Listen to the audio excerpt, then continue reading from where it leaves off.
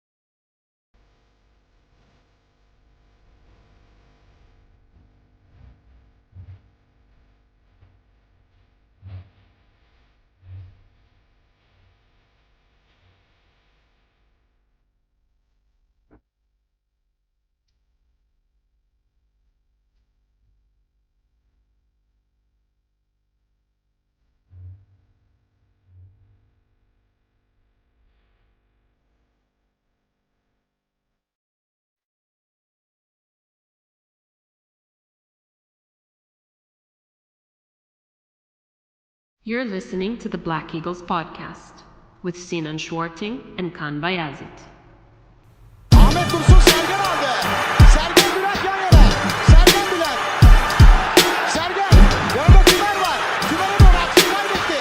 Tumer topu aldı. Sergen aldı. Gol! Gol! Gol! Sergen attı. Sergen attı. Şampiyonluk geldi. Sergen attı. Şampiyonluk geldi. İbrahim'in pası. Roma. Şimdi Ahmet. İkinci gole gidiyor Beşiktaş. Ahmet. Ve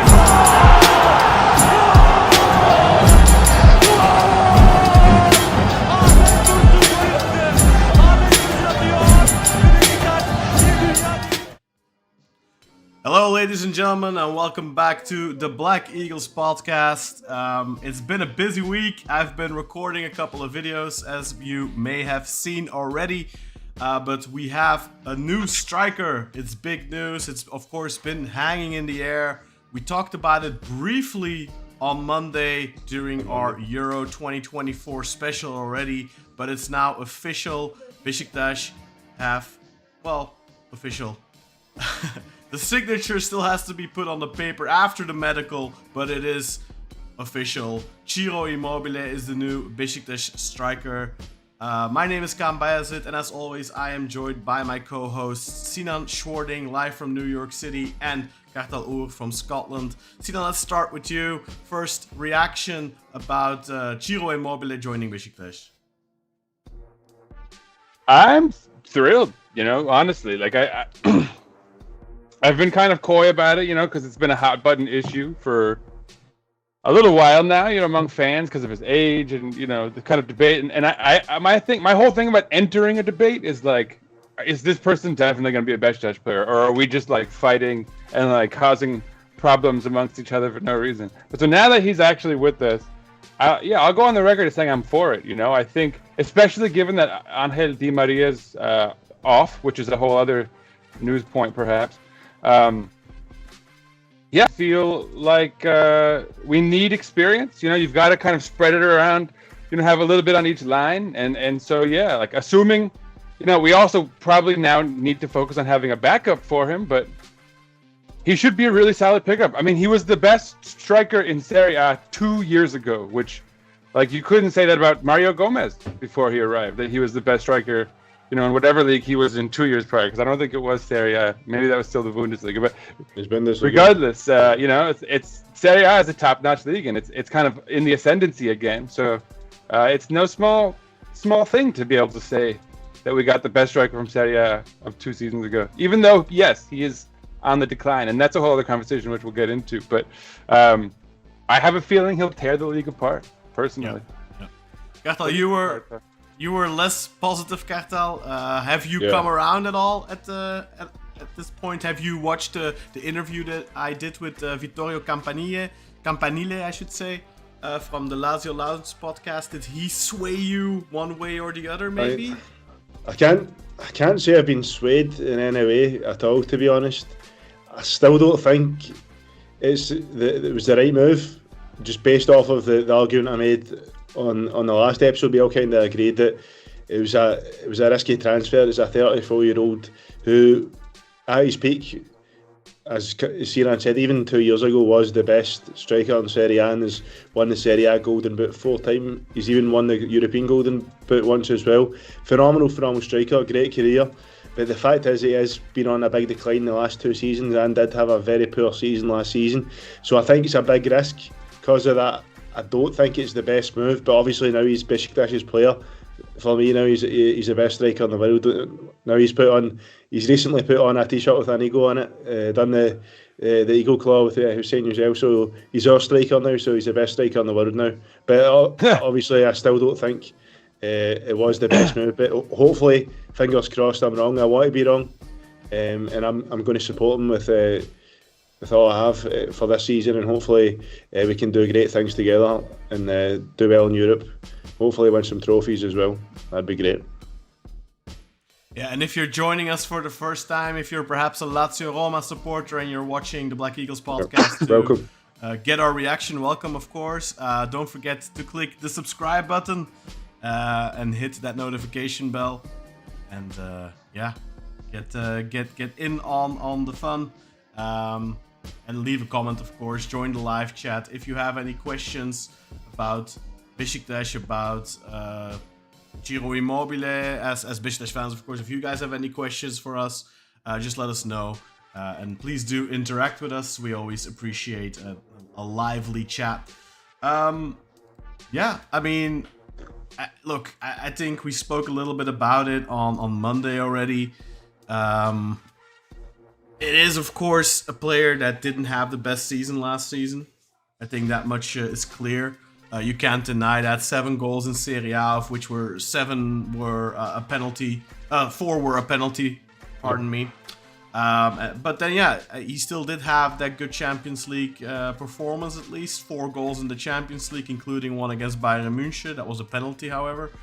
And then 3 in the group stages, I believe, against Feyenoord and against Celtic. So, 2 brilliant goals he scored against Celtic. Very good goals, especially that second one. Just phenomenal stuff, to be honest. So if we can replicate that often for us, we're on to a winner here. But here's hoping that's going to be the case. And if you look at the goal as well, he this season with his 7 goals, he managed to get into a very elite club in Serie A, of the 200 club, so to speak. I don't even, do we even have that in Turkey, a 200 club? I don't think so. I don't think so. I don't think we have a 200 club. So there's 7 players in history who are in the 200 club of Serie A. One of which is our former coach, Giuseppe Meazza. He of course coached Beşiktaş in the 40s, I believe. Is of course a legend we share with Inter Milan and AC Milan. I think he played for both. But yeah, another name on that list is Francesco Totti from their big city rivals at Roma, of course. He played until he was 41 years old. And then, yeah, I mean, all the names on that list are impressive, and he's among those. He's among a very select few players that has scored 200 goals in Serie A. Yeah. And he didn't even play his entire career in Serie A because he played both for Dortmund and for Sevilla, so he was away for at least two or 1.5 seasons or something like that. So he could have had more in his prime. But I don't know if you saw any of the videos I linked, guys. I linked a bunch of videos, so I don't blame you if you didn't. But the Serie A YouTube channel actually has a great compilation of all of his goals, essentially, from every season. And last season's goals, the goal he scored, I think it was against Genoa or something, or Cagliari maybe, I don't remember exactly. But the goal he scored to get into that 200 club, that was not a goal from a striker in decline, man. That was a proper striker's goal, really quick reaction at the far post, knocking it in. Something we've been lacking from a man we'll be talking about later, Cenk Tosun. Yeah. I don't know. It's I spoke to Vittorio, and I think the main issue with him has been he's been relatively injury free throughout his entire career, and the last 2 seasons that's kind of caught up to him a little bit. He got more injuries. Probably wasn't always 100% fit. Something I took away from the conversation as well was that he is somebody that needs to play to gain confidence, to gain form. And maybe that was just a little bit of the issue. So if we can get him a good preseason camp and we can keep him healthy, we have a good new physio coach. Hopefully he can help to prevent injuries. And then, I wouldn't be surprised if this guy becomes top scorer next season. I think here's hoping, bro. I mean, because of the decline in the last 2 years, I don't see it as being 100% likely. Because of the decline paired with age, but I really, really hope that's the case, and it'd be phenomenal if he can do that for us. I really, really want to be proven wrong here, and I really want Ciro Immobile to be a huge success, and hopefully he can be the spearhead that takes us to titles, or at least makes us competitive, which we've not been the last few years, to be honest, in the title race. I have a thought, and I want to say something before I forget it. Go. Yeah.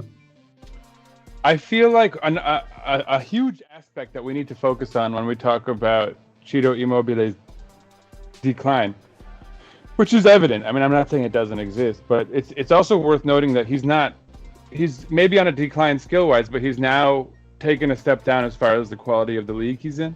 And especially, I think, on defense. I mean, you look at pretty much all of the good defenders that any of the big 3 in Turkey are linked to, and they're always center backs from like often kind of like mid-tier Serie A teams, So like our best defenders are kind of like their mid defenders for the most part. And so I feel like the extent to which he's coming to a league where the defense is of such a lower quality, that's gotta offset some of his decline, I would say. And then there's another factor too.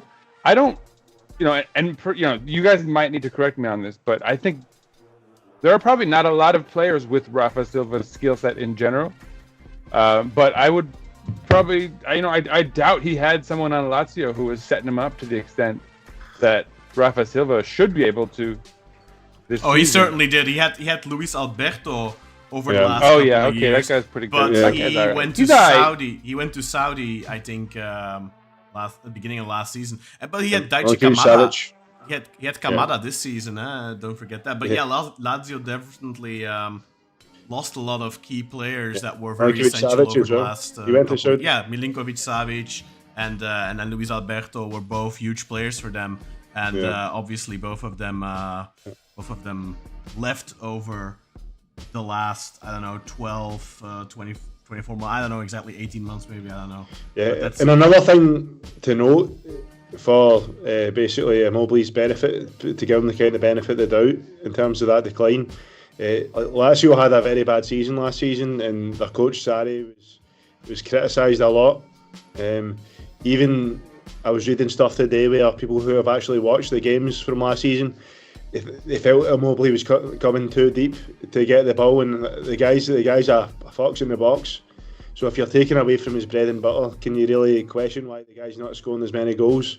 So that could be a factor as well. I hope that's a factor, and really we get at least. I mean, if we get half of the player he was, or even like 2 years ago, that he'll be the top goal scorer in the Turkish league, because the guy was scoring like late 20s, early 30s goals regularly in Serie A, like between like say like. I mean, he in the last 10 years.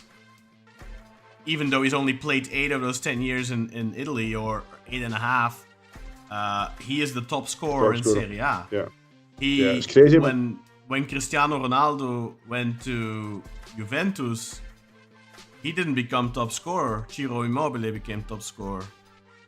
And that's all at Lazio, who had a very good team. Obviously, we just talked about it. Luis Alberto, Milinkovic Savic. But and they were close a couple of times to the Scudetto in those years, but they never managed to get it in that period, and you know, I mean, Lazio is a great club, of course, it's a big club, but you know, Juventus, Milan, Inter, they're obviously the ones that are the favorites for the championships, and they're the ones that ran away with those titles, of course. Not necessarily ran away, but you know what I mean. So, I mean, he was still playing at an underdog, and, you know, he consistently became top scorer, you know, 4 times top scorer, once at Torino, 3 times with Lazio, and so 3 times in those 8 seasons. That's no small feat in a league with some elite strikers. Yeah, I mean, if you want to if I could have a minute here, Kaan, I just want to read through his stats for Lazio. So he joined them in the 16-17 season. In all competitions, he played 41 games. 39 of them were as a starter. Scored 26 goals and had 3 assists. Phenomenal numbers. The year after, the 17-18 season, it gets even better. 47 appearances, 42 starts, 41 goals and 9 assists. That's crazy numbers, man. Crazy. That's almost Ronaldo, Messi's prime numbers. That, I mean, they were scoring about a goal a game at that time. He's just fallen a few under that phenomenal stuff. Year after that, this is arguably even better. 46. In fact, no, sorry, I've got the numbers the wrong way around. It's not. He's taken a bit of a dip, but 46 appearances, 40 starts, 19 goals and 12 assists, which is still a good season. And then he probably had his best season after that for Lazio. 44 appearances, 42 starts, 39 goals and 9 assists. That's 1920. I believe that was the year he won the European Golden Boot. I may be wrong, but I think it was the 1920 season he won the European Golden Boot with the 39 goals and 42. 2021 season, 41 games, 39 starts, 25 goals, 7 assists. 21-22, 40 games, 39 starts, 32 goals and 2 assists. And then, as I said, he's kind of had that drop off the last 2 years. So it's 30 games, 34 starts, 14 goals and 7 assists in 22-23.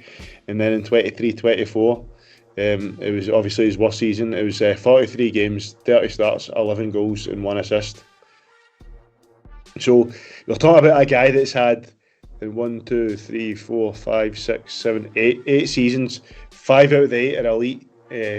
One of them's still a solid season, and 5 out of 8 are elite, and then 2 are just kind of, well, I'd say one of them's okay. The 14 goals is okay, but obviously 11 goals in 43 appearances isn't too good. But yeah, we're talking about a guy that's had 5 elite years out of 8, and 6 out of 8 were good.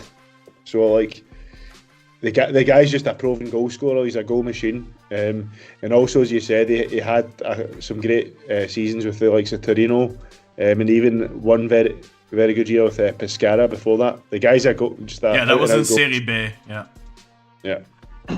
And it's worth noting he comes off as a bit of a poacher, which is to say, I don't know that like a decline physically is going to have a huge impact on his game, right? Yeah. I mean, he could theoretically still do what he does at a high level for a long time, and it's going to depend on the morale of the team, you know, the kind of energy, you know, fluidity of our attack, if he's getting a lot of opportunities, you know.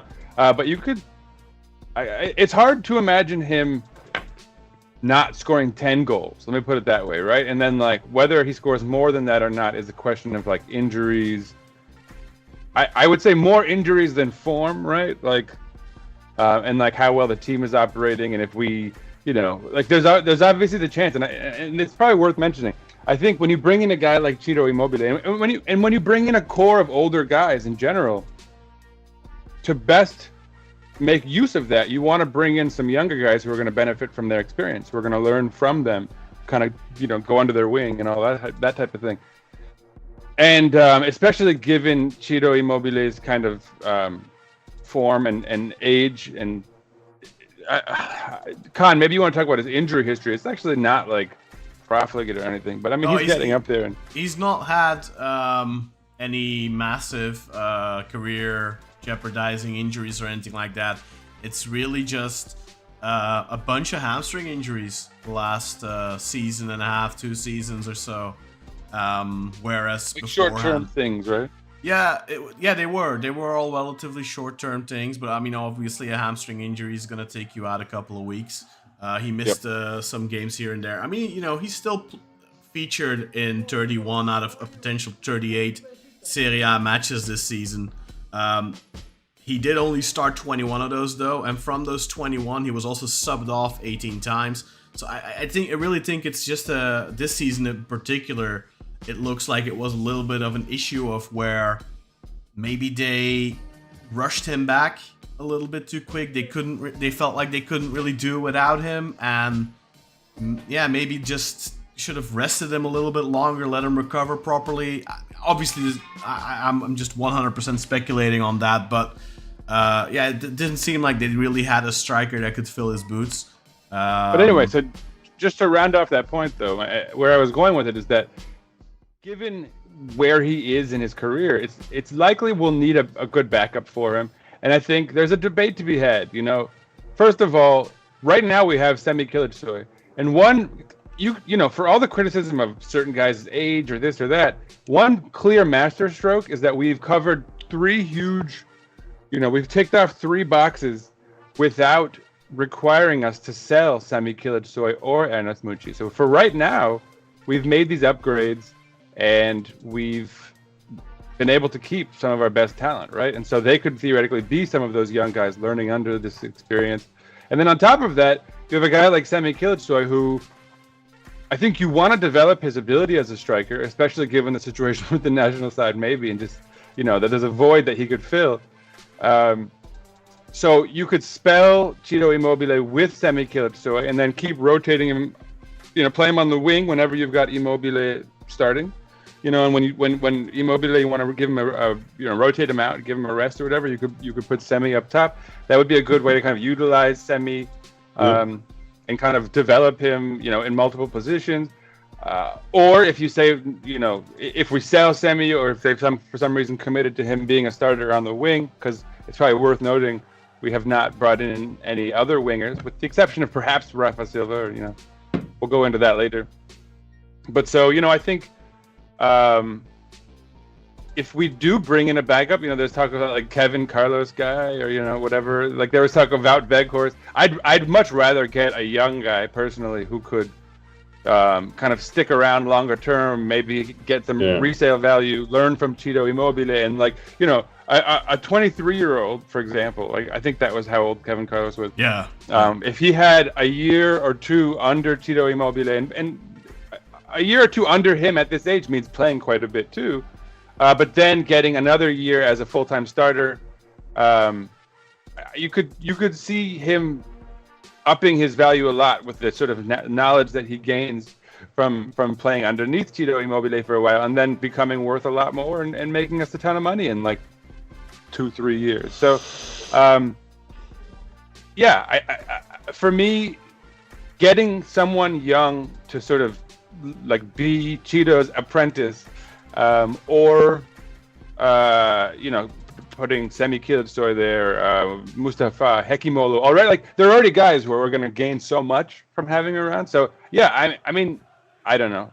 For me personally, I'm excited. Like I feel like we're building something here. We're putting pieces in place that are gonna kind of like be coaches on the field, who have a ton of experience and clearly a lot of talent, huge pedigree. So yeah, I don't know. Rafa Silva, Ciro Immobile, and Gabriel Paulista, and training camp is just starting, right? Like that's unprecedented. I think you could make, right? So far, it's been a great summer, and we've only just got started. So I don't know. I'm excited. I think in terms of like for what we are used to, you could maybe argue 3 transfers at this stage, 3 high quality transfers is a good thing. But I think really in an ideal situation, a lot of these transfers should have been in before the Slovenia camp started on the 10th of July. But obviously, you need to be realistic with this. Yeah. Kartal, look at all the clubs around the world. Who has all their homework done already, man? How many teams have get as many holes as we do, though? Like we basically need to rebuild the I'm sure squad. there's plenty. Come on, that's not. I mean, this is phenomenal, man. Like getting Rafa Silva in when we did. Now getting Ciro in at the start of the foreign camp. Hopefully, one or two more guys. I think wanting 5 high-profile signings before the start of the camp, that is. You need to keep in mind our financial situation on top of that. Like, we aren't. And even look at Manchester United. How much rebuilding do they have to do? How many players have they signed? Right? They're working on finalizing Matthijs de Ligt and Zirkzee right now, but I don't think they're at their training camp yet. So I mean even if you look at our rivals, right? Our rivals, sure, they had complete squads by the end of last season, but now you have this issue where a lot of them were like loans with options, and they have a lot of decisions to make. And every day there's another rumor about this guy may be leaving or that guy. I don't think they're nearly as settled as we kind of assumed they'd be by this time of the summer. Going into the off season. So there's a part of me that I'm intrigued. Obviously, I think we're still slotted in as the third best team given the seasons that they're coming off of, and the stability in theory. Although Fener has a new coach and all that too, but I don't know, man. We could surprise some people. We've got our kind of core talent in now with the whole summer to prepare and to sort of team up and gain camaraderie and all that. Like I don't know. I'm intrigued. Obviously, a lot of it's going to come down to the ability of Giovanni van Bronckhorst, right? How does he do managing men? How does he do getting the squad together and on the same page? But I don't know. So far, so good. Yeah, we still need a creative winger. We still need a number 8 from the way it seems like Gio wants to play. And we're still waiting on a centre back, although it does seem that Uduokhai is going to be a man for that. So hopefully we can, if he's going to be the guy, hopefully we can get him in as soon as possible.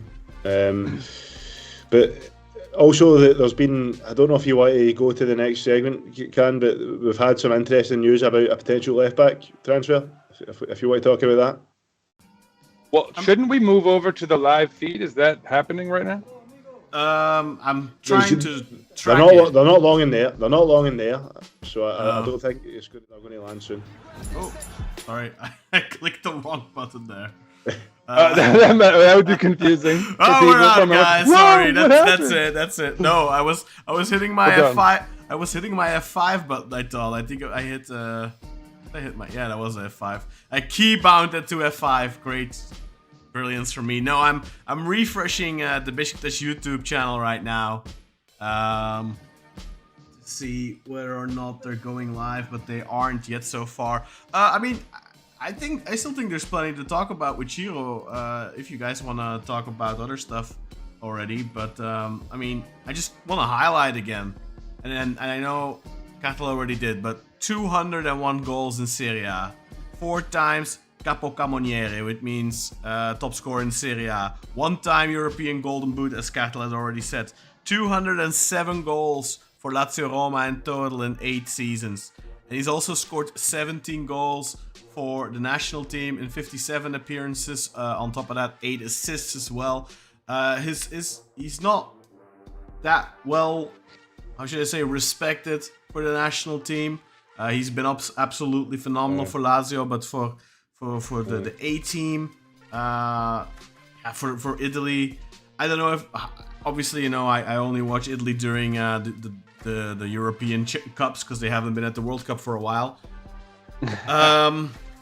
No dig, by the way, just I don't know why I laughed at that. Just a statement. It's neither have we. I've just seen a great video.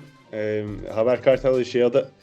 It's a Lazio fan crying in the airport saying goodbye to Immobile. And Immobile, looks like he's getting a wee bit teary as well. The fact that someone wrote Bertrand Exciolo, who is the owner of Serenjebe, the platform on Twitter. Also, he appears on Beneto's streams. He wrote a tweet saying, not a lot of people realise this, but after Totti, we've signed the second most popular man in Rome. Yeah, it's possible. It's definitely possible. No, I don't even think that's. I think that's a correct statement. I mean, he's an absolute legend for Lazio, right? I think they have to go back into the 70s for players that have similar status for the club. Sure. I mean, look, No, you know what? you've got I to mean, say this, but every single player we've gotten, with maybe the exception of Gabriel Paulista, and I didn't hear anything negative, I just didn't hear much at all. But it's just worth noting that so far, including our coach, right? Like everyone from their past clubs seems to be wishing them well, seems to be kind of sad to see them, moving on to somewhere else. That's noteworthy, man. Like we've been in some precarious situations where we've been like mocked for bringing in this guy or that. You're not getting you're not getting the trash from the trash can. You're getting some high profile guys. I mean, that did really if you remember, boys, when we signed Santos, like every Twitter was full of Portuguese saying, I feel bad for Beşiktaş, or good luck the terrace football and stuff like that. Whereas Van broadcast, everyone's been very positive. For the majority of Rangers and Feyenoord fans have been very positive about him. Then you go to Rafa Silva. As Sinan said, we didn't really hear that much from Atletico or Valencia. I suppose he was with Atletico for a very short amount of time, but we didn't hear much from Valencia or Arsenal fans about Paulista. But Rafa Silva, Benfica fans were devastated. I mean, not even going back a bit further, when we signed Al-Masrati in January, like Braga fans were devastated. They're saying, why have we sold our best player for 12 billion? Like, so it just shows you that we're signing quality. And if you remember, do you remember that Reddit post from the Legia fan? Her son, Muçi was her favorite was his favorite player. Yeah. I believe it was me that found that. I think I sent it to you guys. You did, and that's you could compare that to this now with the Lazio fan at the airport, crying, like. Yeah, that's right. Yeah. Muçi, Al-Masrati, Ciro Immobile. Now these are players. Rafa Silva. These are players that the fans of the clubs they're coming from, they didn't want them to leave. Yeah. It's thrilling, honestly. It's like, this is such an exciting time to be a Beşiktaş fan, which sounds so stupid, right? Because we're coming off of like just some torturous years, honestly. But like, I started to do this. I always do the basketball reference. It feels to me like the Knicks after they got like RJ Barrett and they got these pieces in place. And of course, they weren't like they didn't win the championship, but they started making the playoffs for the first time again. And what was just exciting was to see a team that you had liked, that like you wanted to see gel, that you were excited to kind of tune in to watch week in, week out, and just to see the kind of building blocks coming into place. Like I kind of feel like we're in that phase right now. Yeah. And it's exciting, man. For me personally, it's exciting. And it's good to have, like, just considering where we've come from, right? These last few years.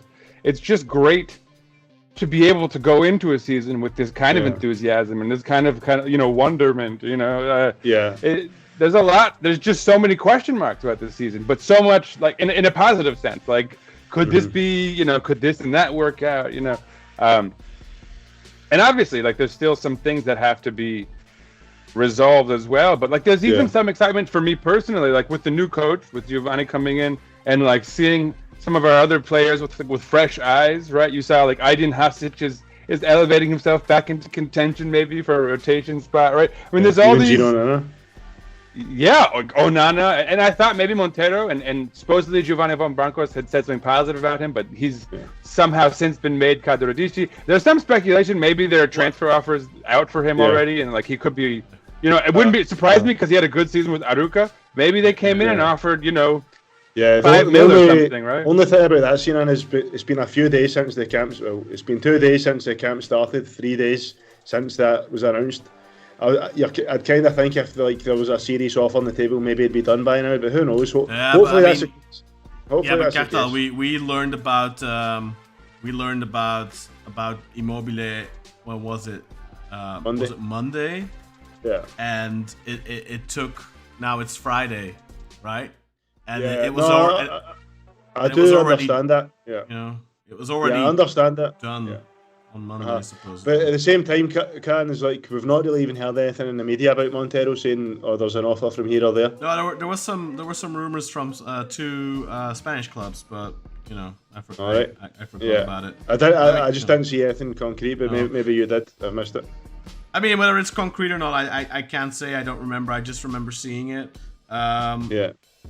In the meantime, I'm just trying to work on getting a picture up since you already wanted to move on to something that I hadn't prepared, Kartal. Sorry, we don't need a photo. People can Google them or use their imagination. We need a picture. Just imagine what an Albanian left back would look like. This is top-notch work here, huh?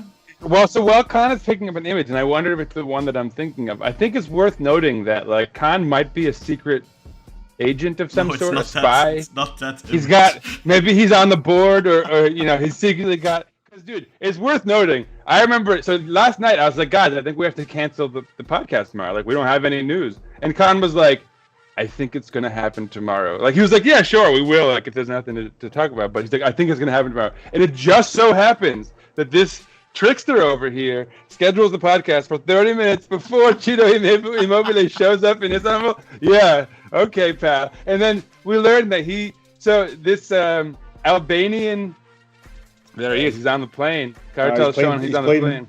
He's playing Tavla with Hüseyin Yücel. Is that backgammon, is he playing? Yeah, backgammon, that's the English, yeah. He's playing backgammon, which is very popular in Turkey. My mom always used to make it try to play. Also played it with Rafa Silva as well, so it's becoming a bit of a tradition that Hüseyin Yücel plays.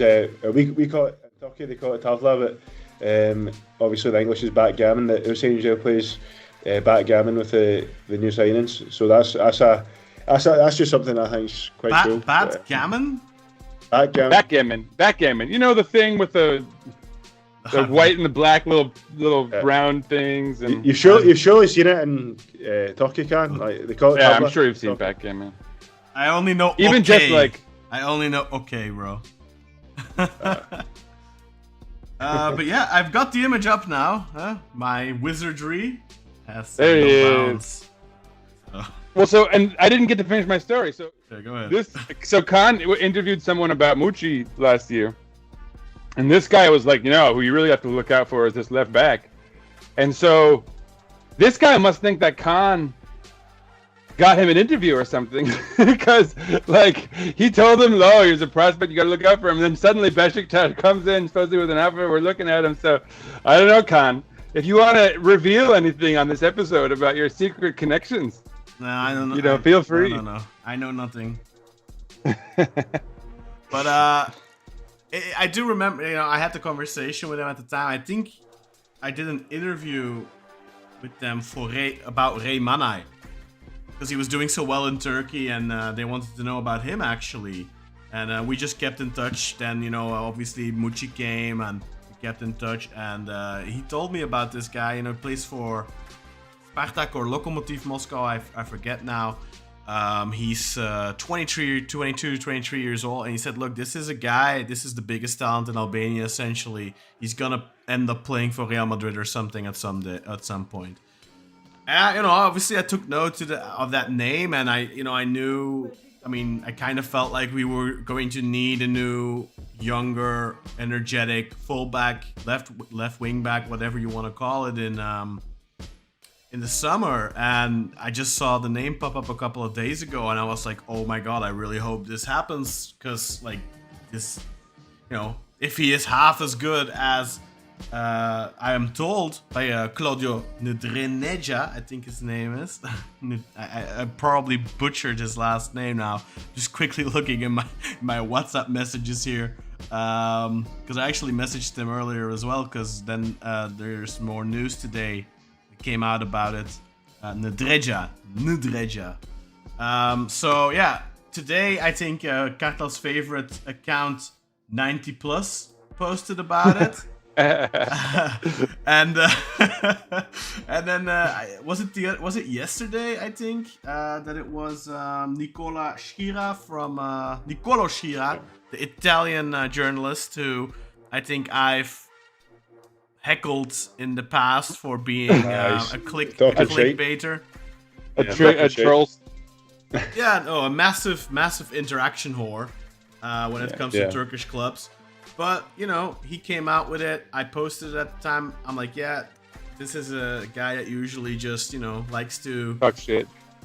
Not talk shit, but, he loves the interaction. So he likes to mention Beşiktaş. He likes to mention Galatasaray. He likes to name drop the big Turkish clubs. because he knows that gets a lot of horny Turks who are horny for transfer news, who gets them excited. But then now Kartal's favorite account, which he continues to vouch for. Man, the Hummels, they've disappointed me with the Hummels stuff. So it's worth noting. It's worth noting that Kartal put out a response to his tweet earlier today that was critical of him because he'd been kind of. I think he tried to claim credit for Ciro Immobile, like, I called it first, and somebody else was like, dude, shut the fuck up. Did. Like, And so basically, go ahead, sorry. Yeah. So what it is in terms of what Sinan was alluding to there about Ciro Immobile, Kartal Ogur mentioned them. I think it was in May or the start of June that we could sign him. But 90 Plus was the first to break the news this week that it was almost done. So, I mean, you could argue both ways. I mean, if something was mentioned 2 months ago, I take it you were the first to bring it up. But if you were, he wasn't the first to say that basically talks were in an advanced stage. So, you could argue either side of the coin. But Kartal Ogur was the first to mention Immobile altogether. I mean, I'm not a fan of any page really. It's just that 90 Plus they seemed reliable because. To me, the fact that they knew Brad Friedel 3-4 days before he was announced, and the guy's not even got a background in being a director of football. Plus, they had the same with Gio, which you could argue they could have just guessed that and it could have stuck. But Brad Friedel, there's no way they could have just guessed that. So I thought these guys clearly had an in. So I thought they were on the verge of becoming our most successful source after Sajan had kind of vacated that seat or that role, should we say? Kind of is an understatement, I think. But they have had a few pieces of news since that's completely fell flat, and it's completely came out as not being true, or at least doesn't seem to be true. For example, they did say if there's no, like in the 15th of June, they put out a tweet saying if no problems arise, Hummels will play for Beşiktaş next season. But it just seems like there was never really an agreement in the first place. So it seems like there's okay, it's clearly made an offer. But it seems like there's never an agreement in place for him to come in any capacity. It just seems like they were waiting on him for a while. And even after that news came out saying that Gio would actually prefer a left-footed centre-back, and that's where kind of Uduokhai came in. So that news that seems like just now it seems like it's not true. And then there's been a couple other. No, he's not. He's right-footed. Hummels is right-footed, bro. Yeah. Okay, I thought it was left-footed. He's right-footed. But there's stuff about Olziden saying they expect him to sign as well. Stuff like that. It's not really stuck, but obviously they have had a few pieces of very good news as well. So it just seems like some of the like every other journalist, some of the news is accurate, others isn't. But they should probably be more careful with their phrasing if they don't want to disappoint fans. Like saying things like, if something doesn't come up last minute, or if there's no problems that occur, such and such will sign for Beşiktaş. I don't think you should say that. You should say there's a good chance of it, but you should never say, they are at Beşiktaş if there's no problems. I think that gets people too excited and basically setting people up for disappointment down the line. Which, to be honest, I think we've all been disappointed about Hummels because we all really wanted him. I mean, who knows? The guy's not signed anywhere yet. It still could come, but increasingly by the day, it's looking quite unlikely. Well, we've already been linked pretty heavily with this dude from Augsburg. And Kaan, maybe you want to address it. No, go ahead. Go ahead, Sinan, sorry. I was just going to say, I mean, we've already been pretty heavily linked to another central defender who's a bit younger in as a positive note, I think we could say. He's only 26, right? So he's more part of that like younger core that we're building. Probably makes a little sense to do that, given that we've brought in Ciro Immobile and Paulista. I agree. Although again, I don't mind like one more vet, to sort of round out that veteran core. But having them both on the back line, I don't know. I think I would have liked Hummels, man. I think. Yeah, I'd take Hummels. I'm not gonna lie. I'd take Hummels, obviously. Like if I got the chance. Yeah.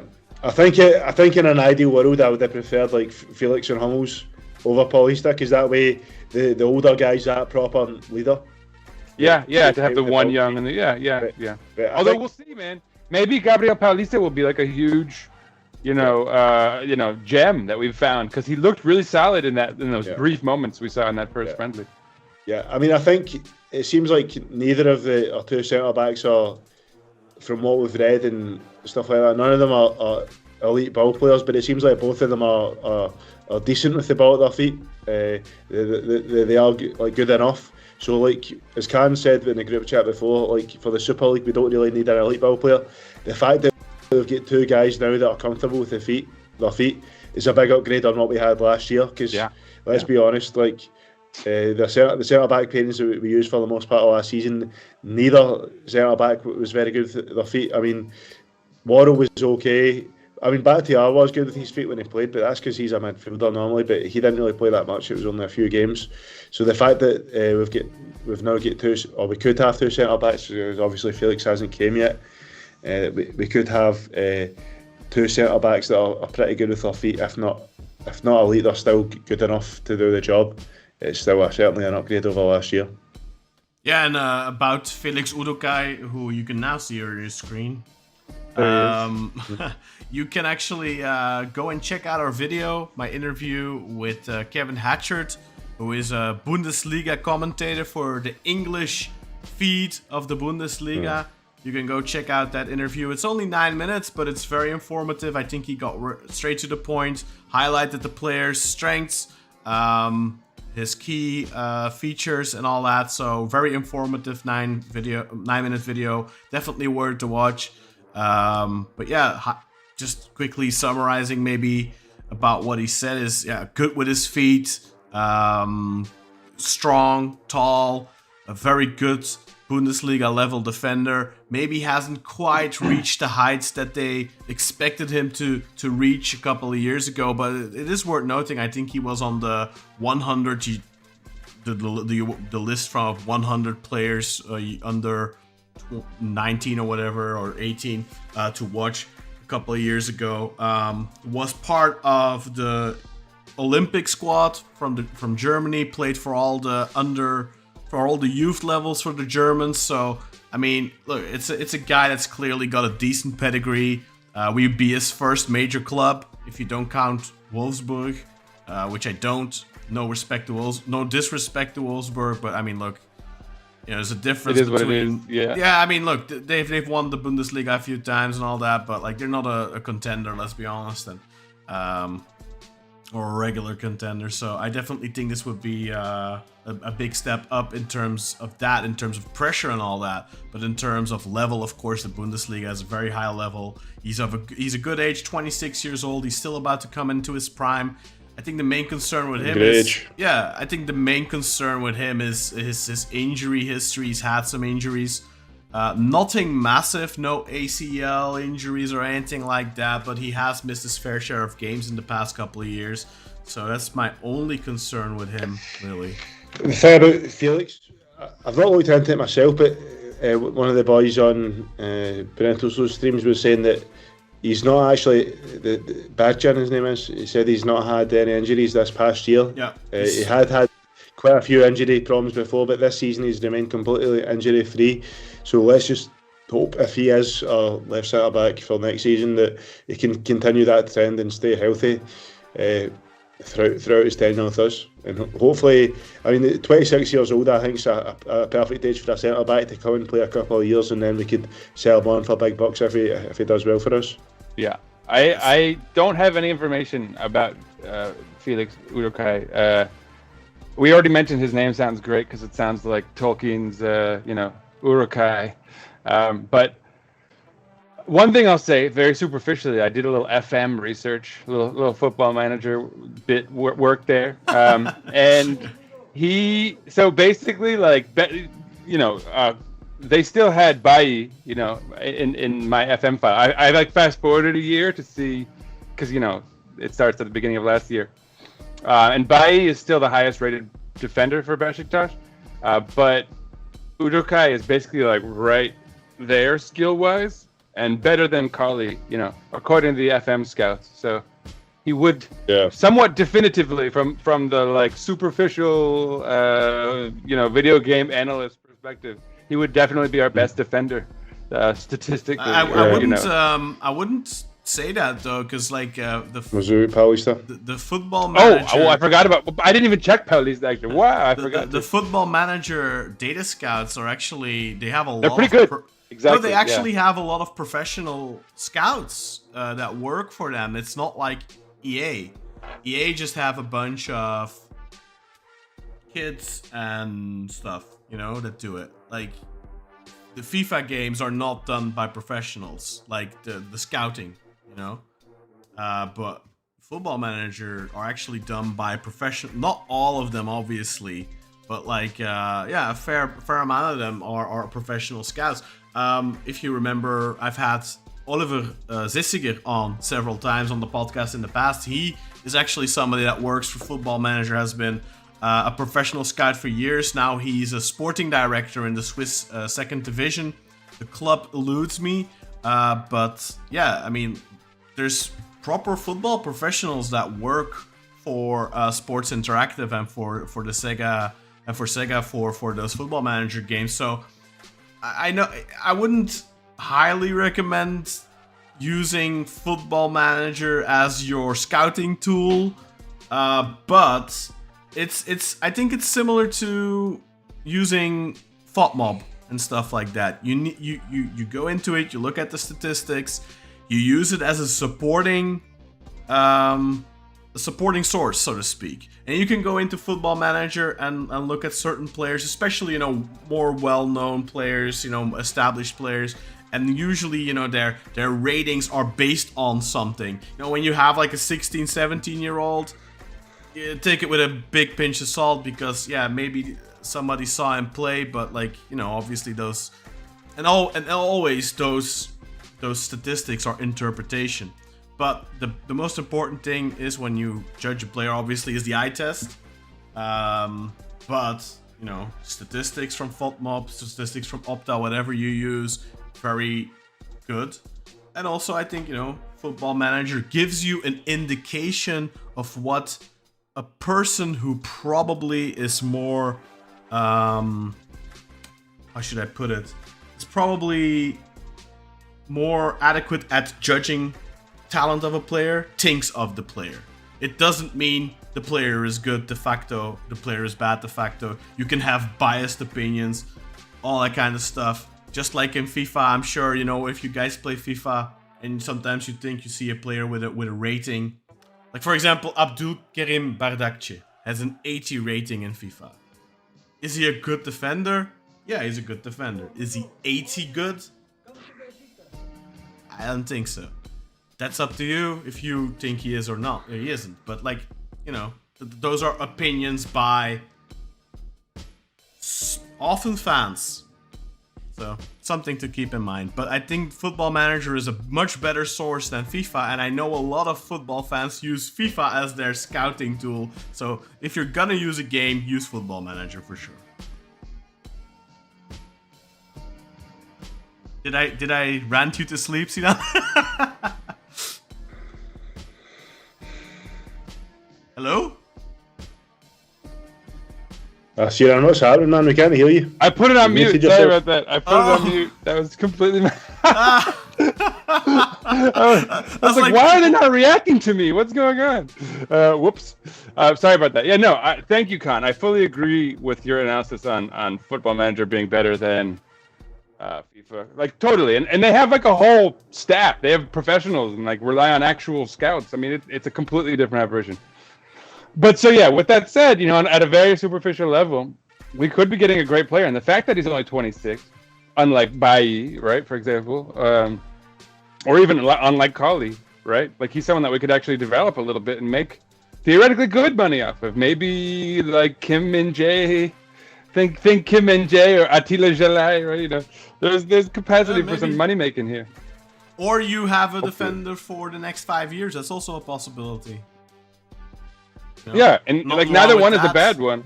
Nothing. Yeah, neither is a bad one. He could have like a Vida-like profile where he just sticks around for a while. Yeah, you just never know how it pans out. But all of the outcomes are theoretically good unless he's just a total wanker. And frankly, like, it seems unlikely, right? Like, I don't think he's like an Amarte. He doesn't come with the reputation the way others have previously. Yeah, I think we're definitely signing a good defender here. He's very, very good in aerial duels, and he very, very rarely gets dribbled past. Gets dribbled past 0.28 times per 90 minutes. So that essentially means that the guy's getting dribbled past once every 4 games. Yeah, I think it's more a Jiku transfer. You know, like Jiku. Yeah. I think we can all agree. We wish we would have gotten him instead of Amarte last season. And it's very similar, you know, similar age, similar profile, I think. Jiku is also the type of player that, you know, he's a very good defender. He's a pure good defender. And then he's adequate with the ball at his feet. He's good with his ball at his feet, but he's not exceptional or anything. But, you know, if you remember, I think against Galatasaray, where he got sent off, he was played in midfield by Ismail Kartal, you know? I think, you know, that's if you're going to compare it to a player that we've seen in the Super League over the last couple of years, from what I gather from his profile, not having watched him, I kind of get Jiku vibes. You know what I mean? That's a good comp. That's a great comp.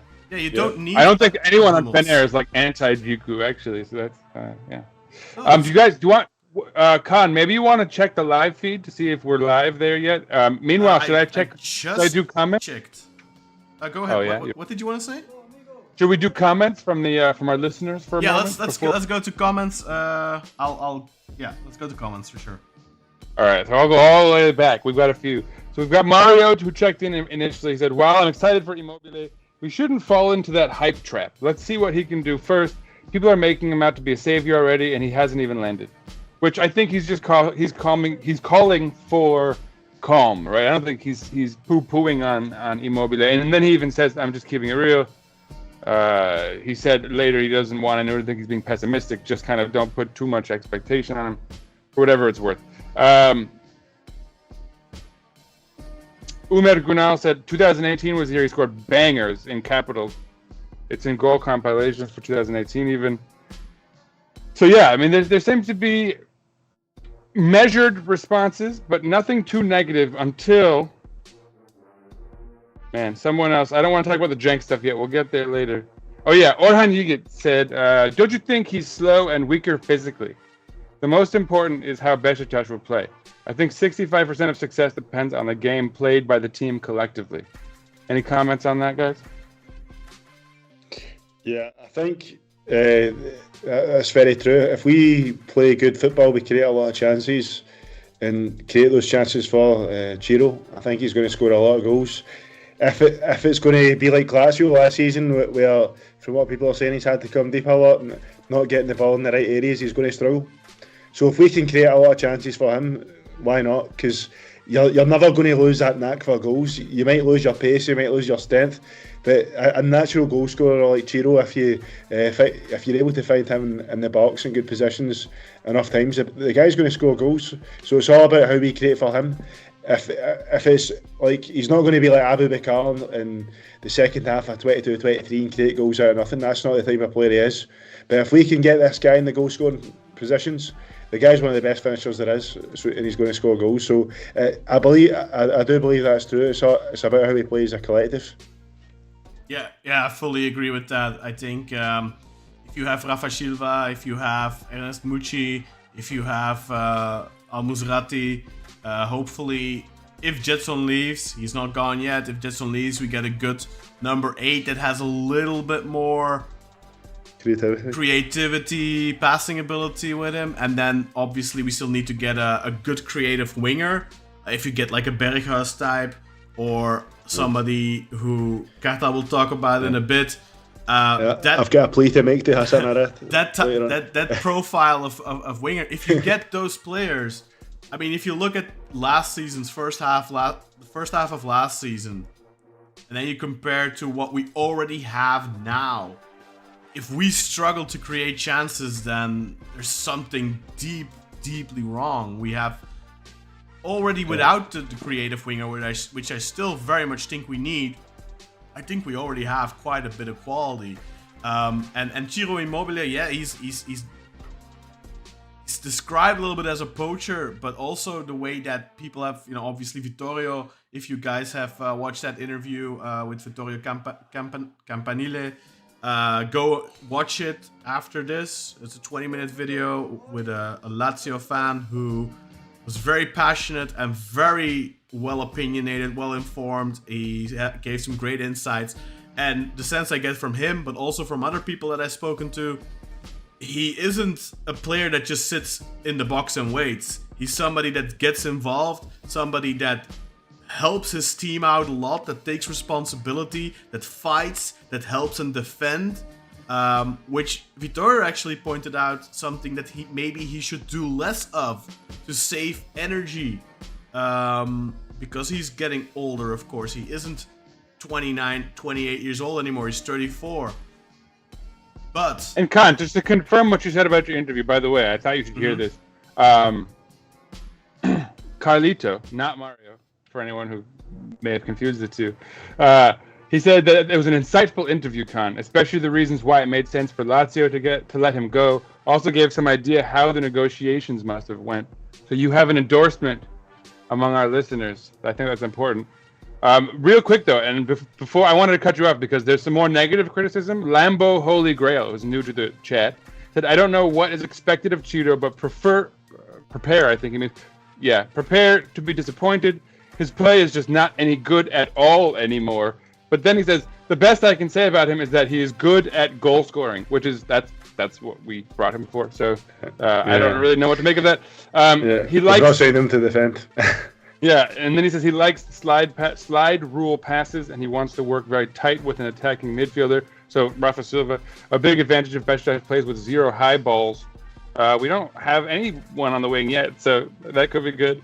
And then Belleram came in, heroically swooping in with, I think, a correct take. He goes, everyone's trying to shit on Immobile about his last year's performance, but people should remember Mario Gomez,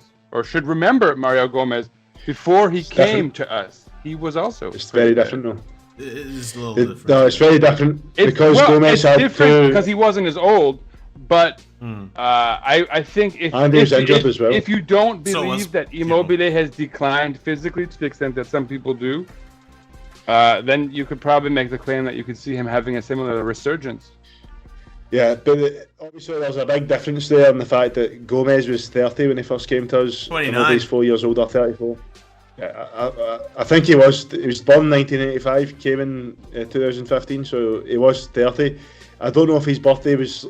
I'm sure his birthday's in July, so it was around his 30th birthday. I think he came just before his birthday. Yeah. Well, but they say 35 is the new 30, right? In sports. The LeBron effect. I mean... I want to believe that. I wish. Hopefully that's true, man. Hopefully, but you still got a while to go, Kartal. Don't worry. Yeah, that's exactly. I've got another 9 years till I'm 35. So what I was saying. So I was saying that Gomez was 30 years old. He had 2 injury-stricken seasons for Fiorentina, and that was the main reason behind him being unsuccessful there. The guy was one of the best strikers in the world at Bayern Munich, just like Immobile has been before the last 2 years at Lazio. But the big difference there is the age. Immobile at 34, it's harder for a 34-year-old to have that dip and come back up, as I was saying in the last episode. But when you're 30, you're still, especially for a centre forward like a pivot striker like a Mario Gomez, you're still basically in your prime at 30 years old. I'd say, to be honest, any striker these days is still 30-year-old is still maybe kind of coming towards the end of your prime, but you're still in your prime. So there's a chance to shoot back up, and which he did, because he continued that in the Euros with Germany, and he had a bad start in that first season with Wolfsburg, but after he actually recovered from his injury, he had a phenomenal second half of the season and scored 16 Bundesliga goals the year after he played for us. So it wasn't just, the Turkish League shit, he came and performed. The guy was great in the Euros, had a rough start at Wolfsburg, but that was got his injury, and after he recovered from that, had a real good year. So Gomez did proper shoot up with us, and it continued after he left. So it's harder to have that happen at 34 years of age than it is at 30. So that would be my retort to what that viewer said. But I will say that I think the biggest drop-off when you compare the Turkish league to some of the bigger leagues ahead of us is on that back line. It is in defense, right? Because even the smaller clubs, like Sivas or whoever, they'll bring in kind of a flashy winger, come on, or like there's always these like sort of flashy moves in attack or on the wings or in kind of creativity, but there's the back line is usually the most kind of disregarded aspect of a Turkish team. I don't as far really as agree squad with that, man. construction goes. Like you've got like guys like Gilo Boggi, Gravillon, what's the guy called from Sivas? I forget his name. It sounds a little bit Upe Makamu, but it's different. But isn't Gilo Boggi more of like a 6, right? I mean, no, Gilo Boggi is a defender. He's a central defender. There's plenty of quality center defenders, I feel like, but I mean, for the most part, I don't think that you can argue that they put the same emphasis on bringing in solid defenders as they do the kind of flashier moves that are gonna get their fans excited, right? And so, and that's also just a pretty clear byproduct of where we are economically in Turkey, right? Like, if you have $10 million for your whole window, and you're going to sort of make one big splash, it's much more likely to be something fancy that gets the fans going, right? And so I think it's kind of an inevitability of where we are. And unfortunately, Turkey hasn't done a great job of development, right? Young player development in recent years. We had this kind of crop of great central defenders about 10 years ago, right? Who we thought would be carrying, we thought that would be the strength of the Turkish national team for a good decade. Yeah. And then you saw how it turned out in this Euro. I mean, granted, 2 or 3 of them were injured, which is kind of two out of the 3 were injured, right? Which is an indictment of that's kind of a problem that like Meri has struggled to stay healthy, Çaylar has struggled to stay healthy in his career, who's like Ozan Kabak, right? He's had a few serious injuries in his career. So like that crop of great central defenders, they're pretty good, but like they've struggled to stay healthy. They've struggled to kind of like be a unit together for the national side. But in their stead, we haven't really seen a ton of, right? Like, how many years have we looked to like Koray Günter, right? For example, for Beşiktaş, because there's just not really a crop of great central defenders coming in. So that's kind of like a weakness for our league right now. But the Anadolu teams do frequently bring in foreigners in those positions, actually. Guys, Yasin's saying the stream is constantly buffering, but I don't know if that'd be a problem with the stream. I think that might be Moha's Wi-Fi, but I don't know. All right, I'm checking. It's a problem with someone's Wi-Fi, I think. Yeah. But yeah, there. I'm noticing it on my phone. Because I always have to stay logged in for the live chat, and it does seem to be buffering. Oh, our stream. Oh, I thought the Beşiktaş one. Yeah, no, ours. Okay. Well, let me have a look. No, that's fine. I mean, I'm sure it'll fix itself. But I mean, it seems fine. One of the things that I do want to point out about the I mean, obviously, he's 34 years old. He didn't have the best season last season. But I think that's one of the things, my takeaways from Vittorio's interview is also that this is not a guy that's, I think he's obviously looking for, we shouldn't be coy about it, money. Turkish clubs pay well, and there's a tax and there's a very favorable tax system compared to Italy, where you pay almost half, and in Turkey it's only like 15%. So he's gonna earn well, but I think a lot of players, like, this is the difference as well. Like, I mean, if you look at this past Euros, a lot of the players that went, and I was actually just talking with Kevin Hatchard after our interview. We talked a little bit longer, and we were talking about the Saudi Pro League and how all the players that went to Saudi who played at the Euros didn't look great. Milinkovic, Savic, Mitrovic, Ronaldo, No, there was one that looked good. Yeah, Meri Demiral. Yeah, Kante and Meri Demiral. But the majority of the players who went to Saudi felt like they dropped a level.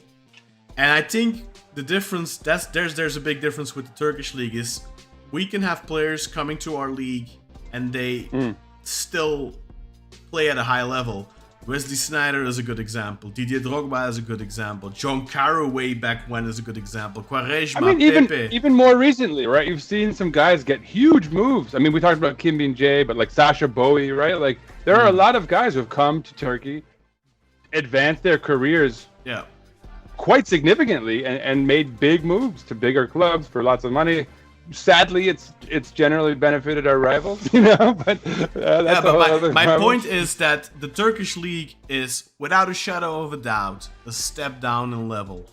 But it's not going to the MLS. It's not going to the Saudi Pro League. That's also something Vittorio said. Like, it's not that. It's taking a step down, but you're still playing in a highly competitive environment. Huge pressure. Fantastic fan culture, atmosphere, a football culture, a country that's crazy about football. And I think for somebody like Immobile, who the sense I got from Vittorio is that he's somebody that wants to be very important. It's somebody that takes responsibility on and off the pitch. He was the captain of Lazio. Yeah. He wants to play every single minute of every single game. Whether it's a friendly, a cup game, a league game, Champions League, it doesn't matter. He wants to play every game. And I think that's the main reason that he is coming to Beşiktaş. Because he wants to be important. He wants to be number one still. And I think at Lazio, after these past 2 seasons, they'll probably be looking at his successor. And that's probably why he decided to leave. Because he didn't want to play second fiddle to the new striker or a new striker. I mean, obviously Lazio, I've heard they're not the financial strongest club. Like many Italian clubs, let's be honest. Like many Italian clubs are struggling financially, including the big ones that are winning the league, like Inter. So it won't be easy for them to bring in a striker that can bring what Immobile has brought the last 8 years. I mean, let's be honest. It's nigh impossible to bring in a player that is probably going to produce at that rate. They got super lucky with Immobile. They signed him for like 9.5 million and they got 6 incredible years out of him and 2 maybe a little. Yeah, less, they got a club icon. They got a club icon on it exactly for a steal. But I think Immobile, if he was ready to retire and he just wanted to get the bag, so to speak, like somebody we will talk about later, then I think he would have gone elsewhere. I'm sure that in the Saudi Pro League, if his agent would have reached out, there would have been clubs that would have been interested. I'm sure the MLS. I mean, look, we already went over his statistics. This is a European champion, a European Golden Boot winner, 4-time Serie A top goal scorer. This is a player like of a caliber, like incredible caliber. And I was listening to a podcast actually with my friend Nima about the striker situation in Italy over the last 10-15 years. And in that video they said, look, Immobile is somebody who is very unfortunate. He is born in the wrong era.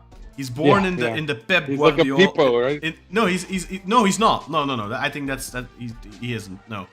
No. I mean, he would have a reputation among the Italian, right, like NT fans and the fan base as this I mean, amazing figure, right? That like the football was underserved. that clubs and teams and even national teams are trying to play nowadays. The Pep Guardiola effect. Other things are expected from strikers now that weren't expected from them before. But I think that Turkey is enough years behind for that not to matter whatsoever. I think Immobile is the perfect Super League striker. Because whereas in the top 5 leagues they are looking for more from a striker nowadays, they're looking for I don't know how to explain it, but the Pep Guardiola's style. They're looking from something else. You want to drop deep, kind of be involved in the gameplay more, which I don't think that's really Immobile's bread and butter. No, he gets involved and he works very hard. But obviously he's not, link up and stuff like that. Yeah, he's not elite. Yeah, let's say that. And then this was something those guys said from the Italian football podcast as well. Had he been born in a different era, 15, 20 years earlier or something, and he would have played in the 90s and the 2000s, he would have been revered like guys like Del Piero and Totti and all that. But because of the time period, he's more an old school striker. And I think if you're in a top 5 league like Spain, Italy, Germany, and obviously England, if you're in those types of leagues, okay, maybe he isn't that. He isn't enough to be elite at that level. Although, you know, he has absolutely elite stats. But for Turkish league, I think you can't go better than this. I mean, if you look at his statistics, you compare them to Mauro Icardi, for example. He blows Mauro Icardi. He blows Icardi out of the water. Even last season, I saw a statistic earlier from last season, and obviously Icardi wins the goals by a mile. But every other metric, this player who is supposedly gone downhill the last 2 seasons, which, you know, obviously you can't deny that. If you look, he's coming off of a 36 goal season 2 years ago or something, and then he went to, I don't remember how many it was last season, 14 or something, and then 11 this season, so obviously it's a big drop. But if in any other metric, you know, pressing, winning the ball back from pressing, helping the defense, and blah, blah, blah, blah, blah, all those metrics, miles and miles ahead. So, yeah, I think this is a striker that if he stays healthy, and our team, like you said, Kartal, if our team performs well, there's just no way he doesn't score a fuck ton of goals, right? Any word on the arrival, guys? Because for those of you watching, we're actually planning on live watching it together with you. We'll have a feed up and everything. So we are hoping to watch Immobile's arrival live. I know, Sinan, you have to go at some point. What time do you have? Yeah, I've got about like 20 minutes before I gotta go. But hopefully something happens in that time.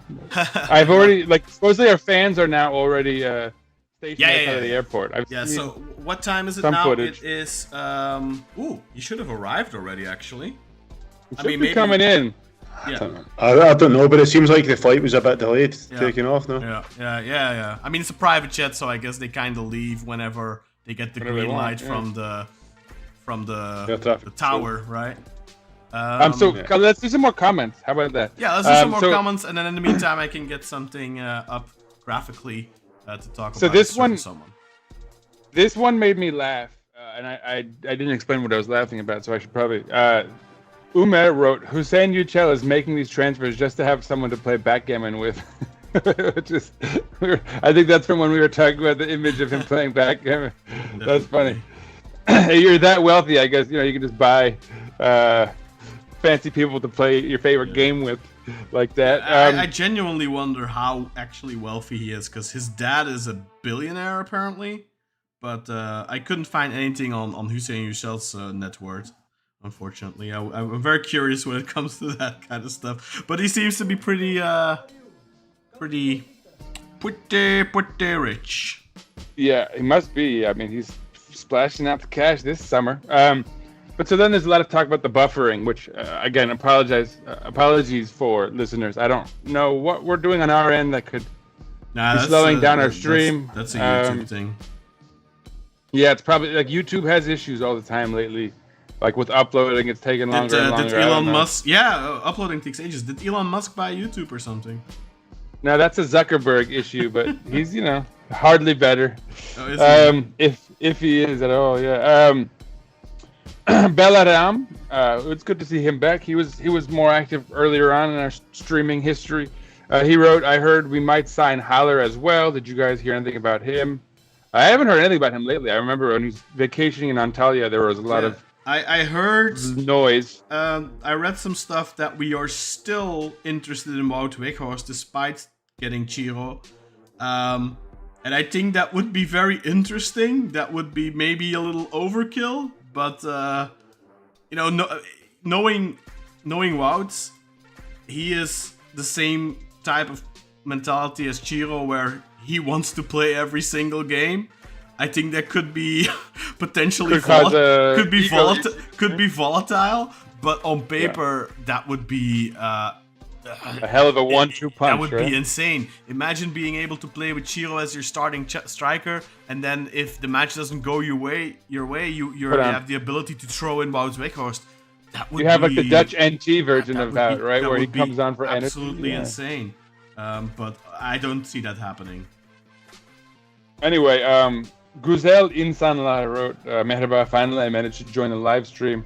I guess he's been catching us probably after we go live. Hey man, whether you watch live or you watch on delay, it doesn't matter. Every view counts. We really appreciate it.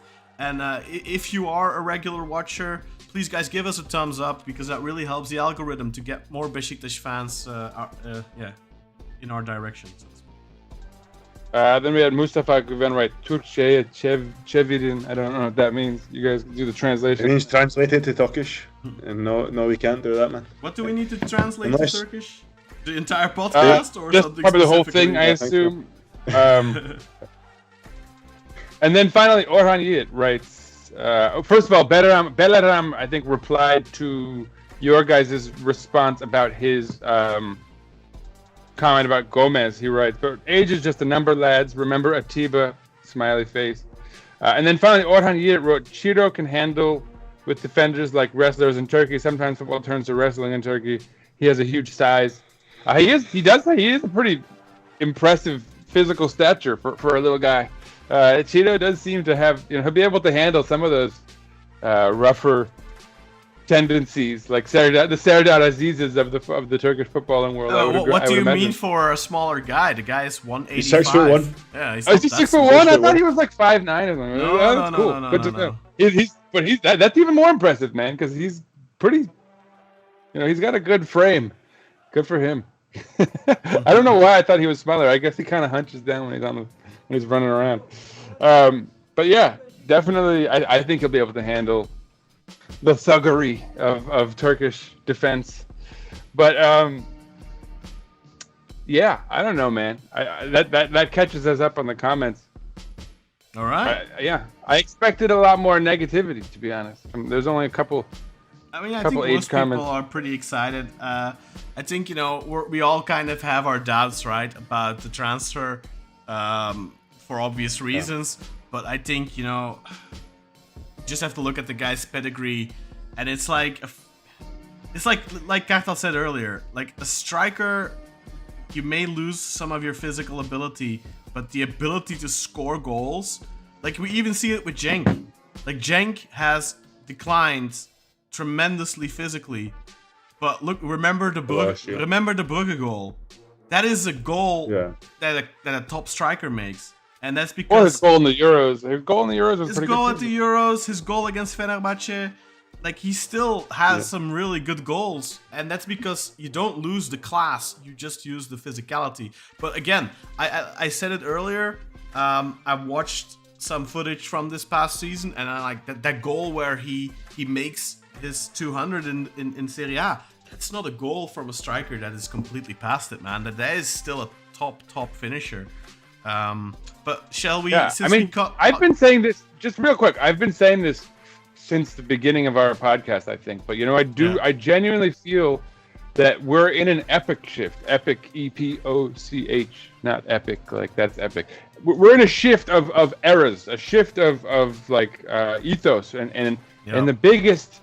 I think illustration of that is that older players are playing a lot longer, and that's a product of technology, knowledge about nutrition, sports science, right? There's a whole industry now that like literally didn't exist 10 years ago, much less, like you think of the guys like Maldini or, guys who made it to their old age, in the old days, and that was like a rarity.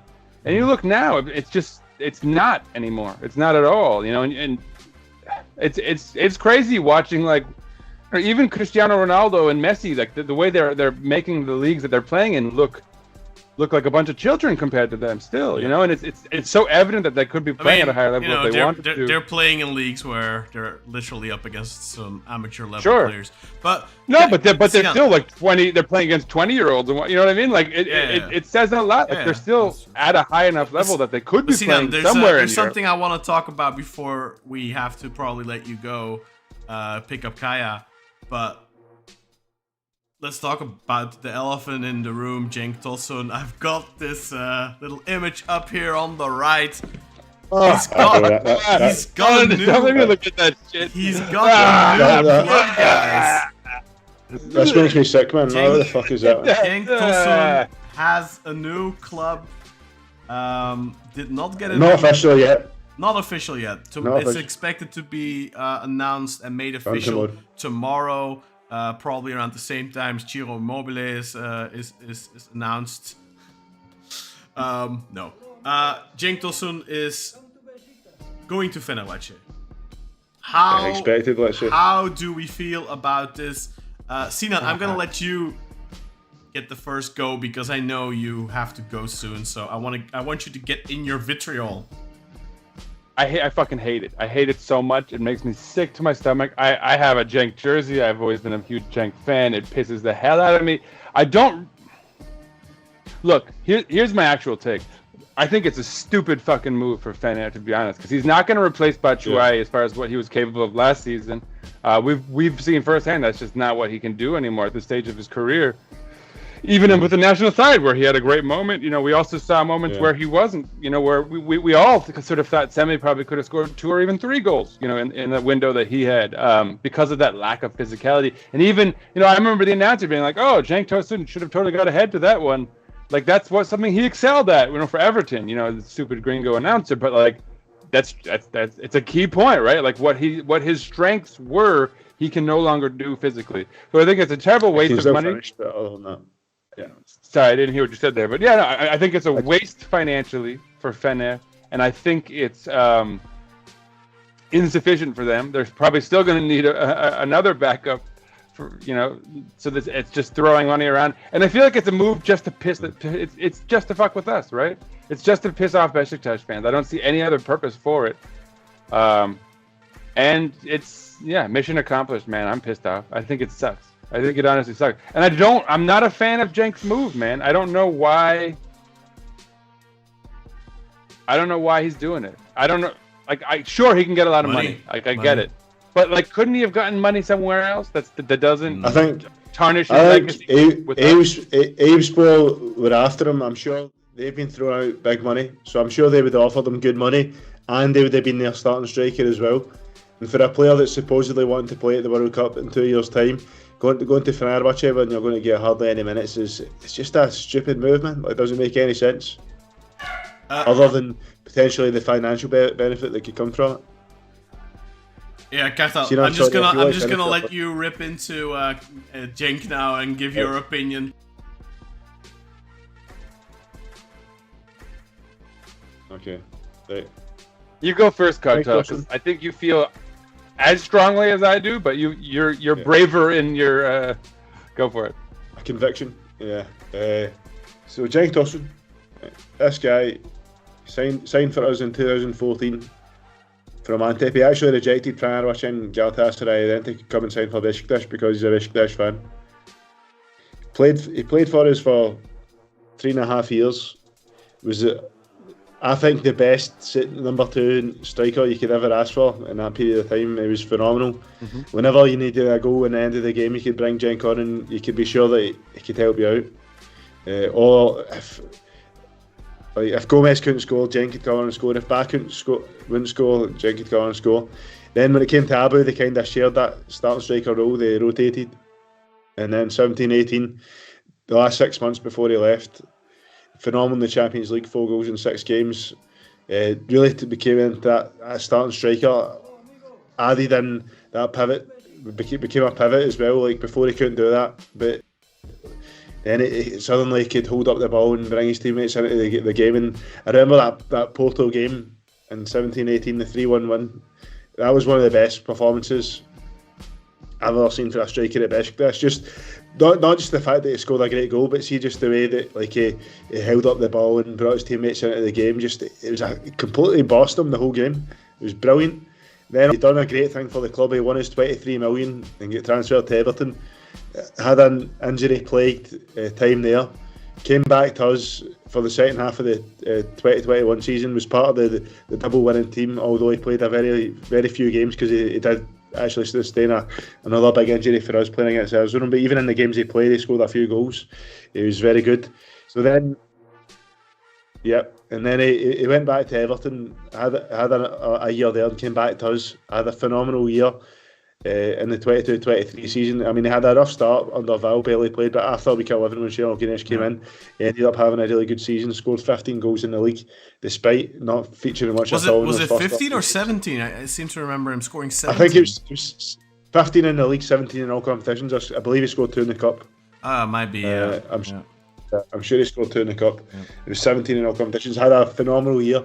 This year, unfortunately, the last game of last season, he had a big knee injury. Missed all pre-season camping. Kind of just started being able to play again and kind of training right at the start of the season, so he missed the full camp. Had a very bad season, to be honest. Still scored a few nice goals here, like Bruges, Fenerbahçe game, like you mentioned. But for the most part, he had a really bad season. Really struggled for I mean, he wasn't injured that much. He did get a few injuries, but struggled for fitness in the way that he looked very slow and sluggish on the pitch. A shell of him for myself. And I think a lot of people agreed that it was time to go. But what pains me is that this is a guy, right, that said he's a Beşiktaş fan several times. Every time he scores, he kisses the Beşiktaş badge. He said in the past in Turkey, the only club for me is Beşiktaş, right? He said, although in this situation, to be fair, we didn't make him an offer, but he said he'd rather take less money from Beşiktaş like he did in 2022, even in 2014 as well. He said, I'd rather take less money for Beşiktaş than go to the other two teams. He done that then as well, which is fair dues to him, he done well. But to me, if you're this big Beşiktaş fan that loves this club, you don't sign for a rival team.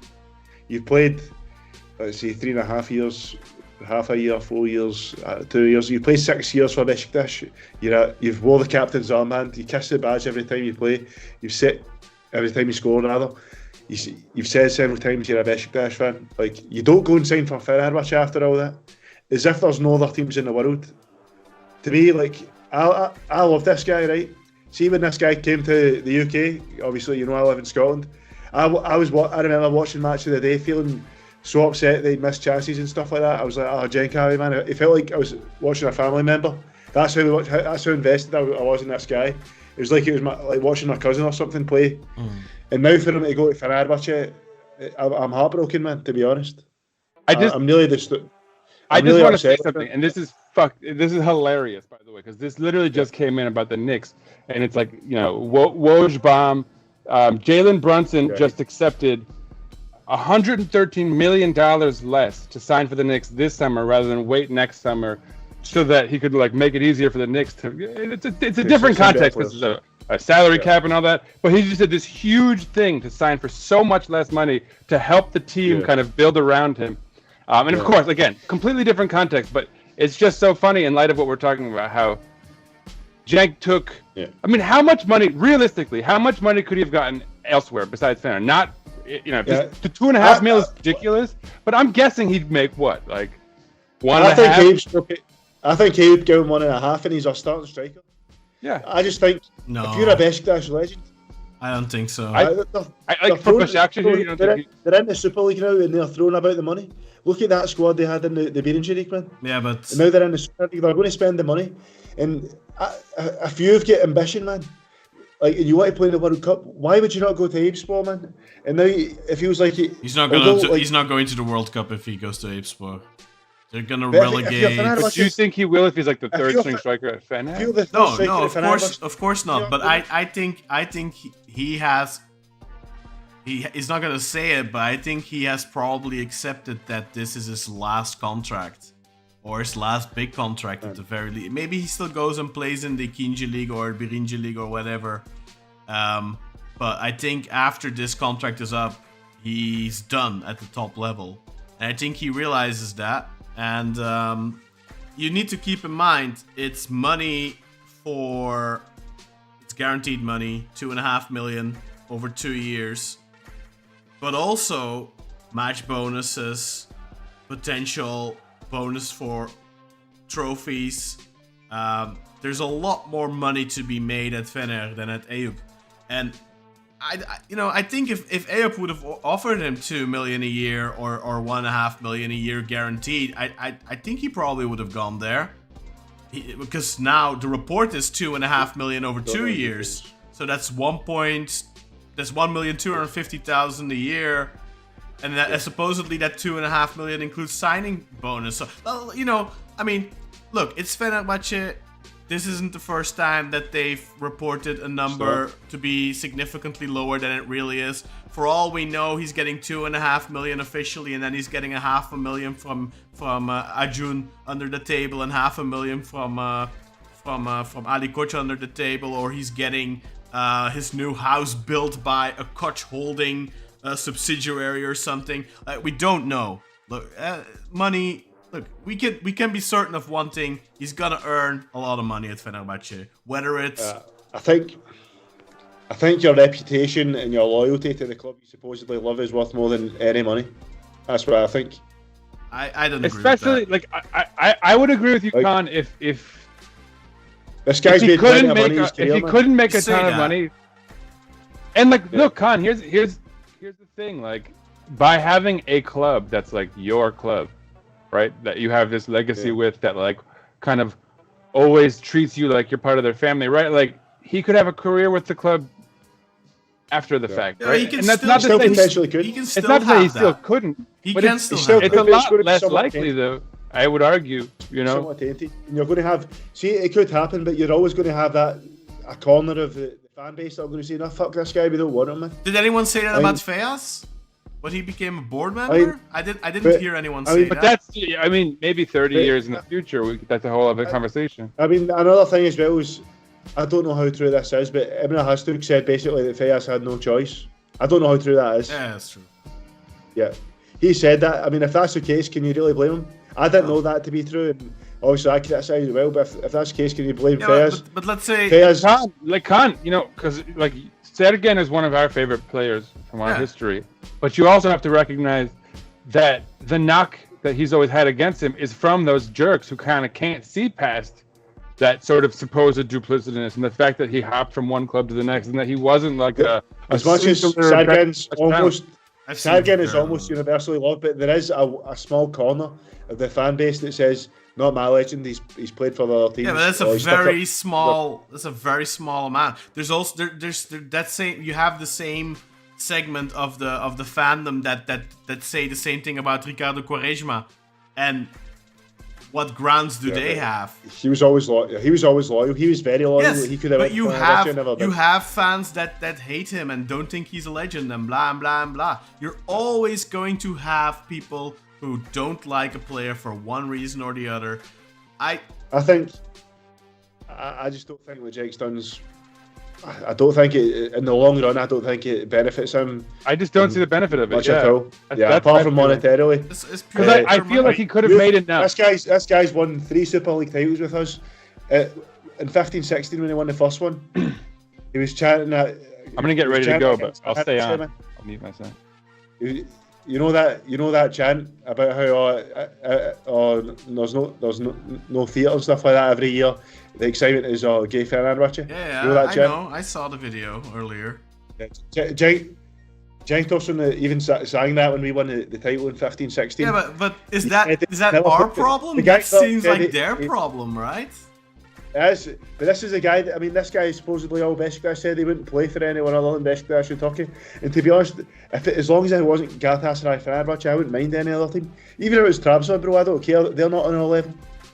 But Galatasaray and Fenerbahçe, man, when you're a Beşiktaş legend that's played 6 years for Beşiktaş, won 3 Super League titles, won 2 Turkish Cups, won a Super Cup, scored countless goals, a record sale, supposedly love this club and the fans love you. Why would you do this, man? Is that maybe a bit more money that you're going to get elsewhere worth this? Yeah, but What? 2.5 million is more than zero. We didn't make him an offer apparently.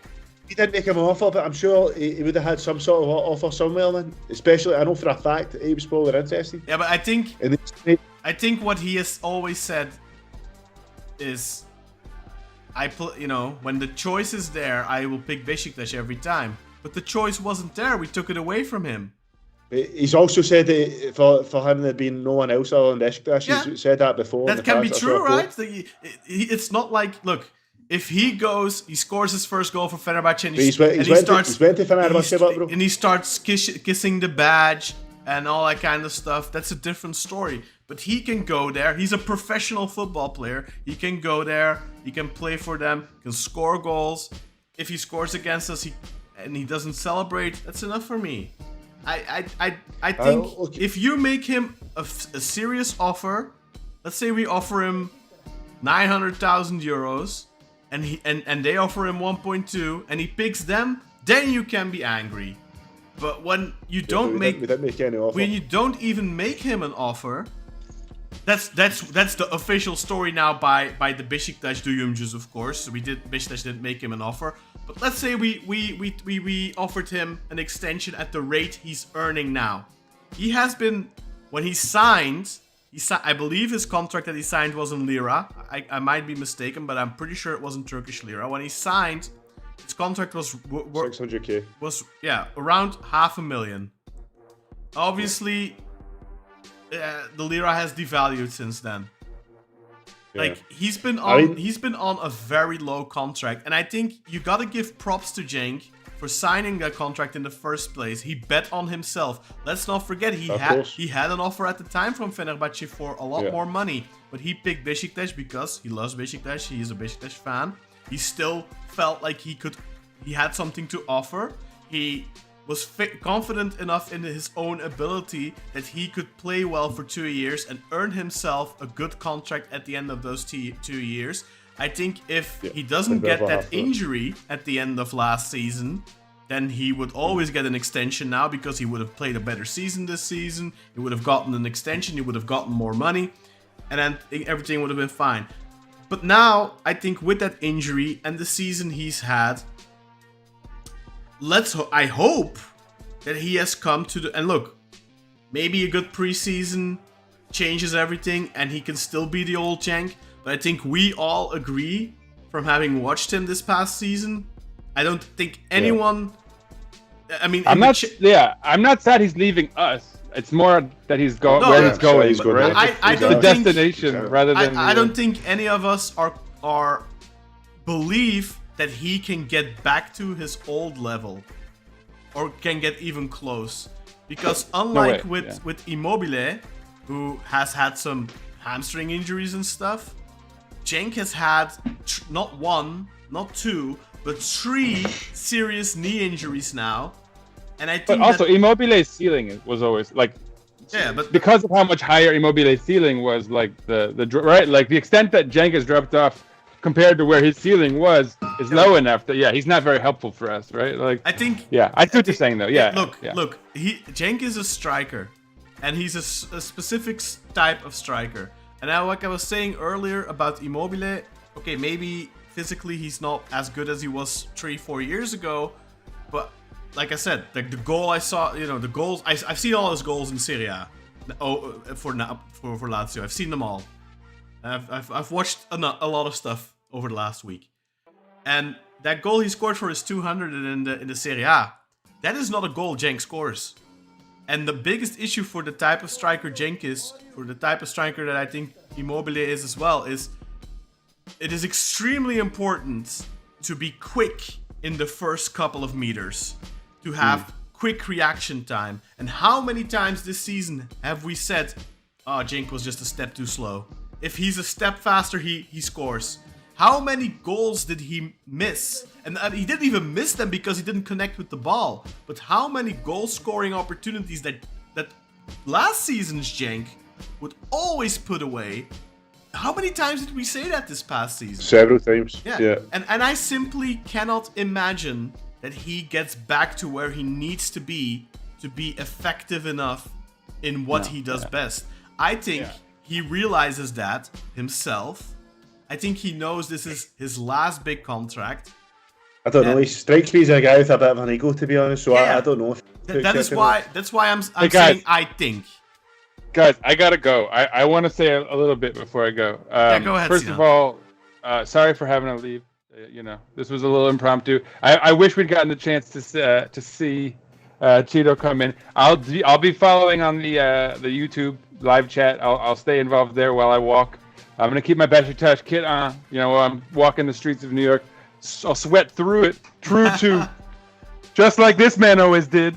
But man, it was lovely to chat with you guys. I can't wait for the next one. And who knows? Maybe I'll be back before Ciro even gets back, so I could hop back on. Either way, stay on the call if you want, Sinan.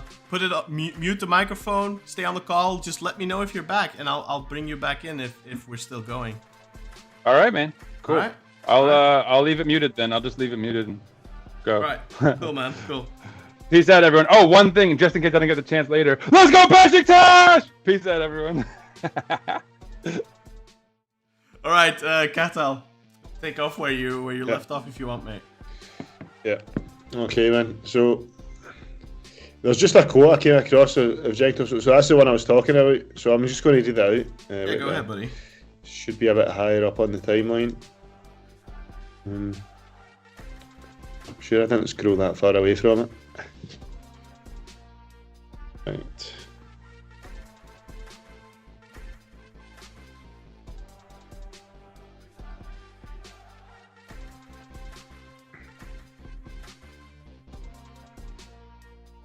So basically, it's just what I was exactly saying. But he's saying that he wouldn't play for anyone else in Turkey, other than Beşiktaş. So the guys, he's went back on his word. So as much as maybe harsh, like, man. Yeah, but come on, man. Like, do you not think? See, would you speak like that if you knew that you could potentially at one point sign for Fenerbahçe? You gotta. I'm pretty sure that's a question he was asked when he still had the opportunity to go to Beşiktaş and when he had the choice. And no, this was September last year. He said this, so it's not even been a year. So that's when he signed for Beşiktaş. Isn't that the interview where he was asked? Isn't No, is it just last September? Yeah, that's the interview with Tolga Çandaş Işık, right? I believe so. Yeah. So in that same interview, I actually watched the full clip earlier. He did say like, yeah, I got an offer from Fenerbahçe too, but you know, Beşiktaş, I'm always gonna go for Beşiktaş. And I just think like, I think you can be angry, and I understand people who are upset. I mean, look, I myself, I've gone on record as saying I want to see Cenk end his career at Beşiktaş, and I really would have. That's the main reason why I've been saying for the last couple of weeks, like I want us to give him another contract. But you know, the conditions for the contract need to be right. We can't be paying this guy a million plus a year because he's not worth that. Yeah. Yeah, so I found the quote, Kaan. It wasn't Candaş, it was on Eser Yener's Lynch program, which is a YouTube show. Okay, fair enough.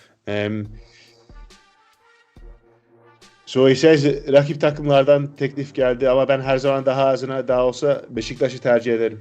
Türkiye'de başka takımda olmaz. So he said, although he's had offers from other teams, so I've had offers from the opponents, but for me, even if it's less, I'd pick Beşiktaş. He says for me, it couldn't be another team. So that's him going back. No, it's not. He's went to another it's team. not. He's went to another team. Not. That's saying that he won't play for another team in Turkey. He's went to Fenerbahçe. He said in that same sentence that he chose Beşiktaş. That means he had the choice to pick Beşiktaş. Now he didn't. He did have the choice before, but he's saying that for me, it couldn't be anyone else other than Beşiktaş. No, he can't pick anyone over Beşiktaş, but like. It can't be anyone else, but he's going to another team in Turkey. So for me, that's going back in your word. But that's no. I mean, no, I don't agree with that. He's clearly saying it in the context of I had offers from the other teams, but I picked Beşiktaş even though they gave me less money. But now we have a situation where Beşiktaş doesn't make him an offer. That's not the same situation, and I don't believe that he. I mean. Can you take it serious? Like, can you take it literal when he says, I will never play for another team in Turkey? Of course he will play for another team in Turkey. If Beşiktaş don't want him anymore, does he have to retire? No, he can sign anywhere. Like, I think any team other than Fenerbahçe or Galatasaray would be fair, but see, then you're being a hypocrite because you're angry now because he went back on his word. But if he would have signed for Eyüp, you wouldn't have cared. And then it would have still been him going back on his word. Yeah, I mean, because for me it's different. Eyüpspor's different than Fenerbahçe. Yeah, of course it's different. I didn't even know what Eyüpspor was 2 years ago, man. So why would I care that he's going there? You know what I mean? I didn't even know who they were 2 years ago. Of course it's different, but it doesn't change the fact that it's the same thing. Yeah, you know, you still... if you're going to interpret what he said there literal, then he's still going back on his word regardless. So, I mean, it is, but I'd be okay with that if it wasn't one of our rivals. But he's went to, arguably in history, one of our joint biggest rival, that Galatasaray and Fenerbahçe are our biggest rivals. There's been a lot of fights, a lot of brawls, a lot of tension. But not even that long ago against Fenerbahçe, man. And he's went for them. He's been on the pitch in these games when we were screwed over by the referees, man. And now and he's called out how. I don't know if he said directly, but there's always this notion, especially before when Aziz Yildirim was there, that the Fenerbahçe were shady and they done shady business, and that's why we couldn't beat them in Kadıköy. And he's going to go and play for that team in that stadium now. Let's have a look at what our viewers are saying. I'm just trying to find. Honestly, I'm upset by because I like the game. Like I always stood up for him and saying that he was being too harshly treated by the fans last season. Because it's natural that you're not as good as you once were. I always stood up for him and said, look, this guy's a legend for us no matter what. Yeah, but I also think, like, now or not. Yeah, but how hypocritical are some fans though? Like, I mean, you stood up for him, but how many fans have shat on him?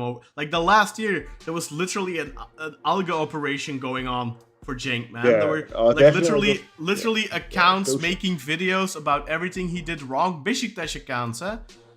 Yeah, it's a joke. You know, the guys, like these people have zero right to be upset. Yeah, no, I can be upset because I've always shown respect to the guy, even when he's not played well. Like, I saw that guy as a legend and someone that I thought was a good person, and always picked Beşiktaş. You know, as we've mentioned, he took less money to come to us twice, in 2014 and 2022. Three times. Well, okay, twice. Yeah, I guess. Because I don't think anyone else was really coming in for him in 21. In fact, maybe there was some German teams interested. Yeah, we don't know. Very cool. But yeah, but I think I've. Yeah. One thing I want to say. Sorry, go ahead. Go ahead. Like, do you think there's a chance Cenk becomes like Tumer down the line where he's basically begging for forgiveness from the Beşiktaş fans? I could, from the reaction to that could be possible. I hope not. I don't think that's fair. I think there's a big difference between this move and Tumer's move. Tumer went, okay, he was 32, but he went at the height of his career. At the time when he went, he was Beşiktaş's number one man. He was our star player. He had literally just won us the cup against Fenerbahçe, like 2 weeks earlier or something. Yeah. And he was leaving under the guise of I have to go abroad and do my army service, so I'm going abroad. And he ended up then signing for our biggest rival. Now, personally, I was never too upset because I knew the money he was getting at Fenerbahçe at the time, 2.5 billion a year. And that might not seem like that much money right now, but back then that was insane. That was insane money. Like, he was making nowhere near that at Beşiktaş. He was getting paid a ridiculous amount of money to go to Fenerbahçe. That was for him at the time life-changing money. I think that's in 2 years' time he probably made what he made his entire career at Beşiktaş. He regrets it. He clearly regrets it. Yeah, he regrets it, of course, because I think in hindsight now he realizes I was a Beşiktaş. I would be a Beşiktaş legend. I still think he is, for me at least. Having I have a lot of issues. I think that because that was that kind of golden generation. Well, he was part of that 100th year. That was your kind of moment as a Beşiktaş fan, like kind of crowded moment. But for me, like, Tumer wasn't in that season. He was important-ish, but Tumer's period as the Beşiktaş star came after Sergen left, and he took over.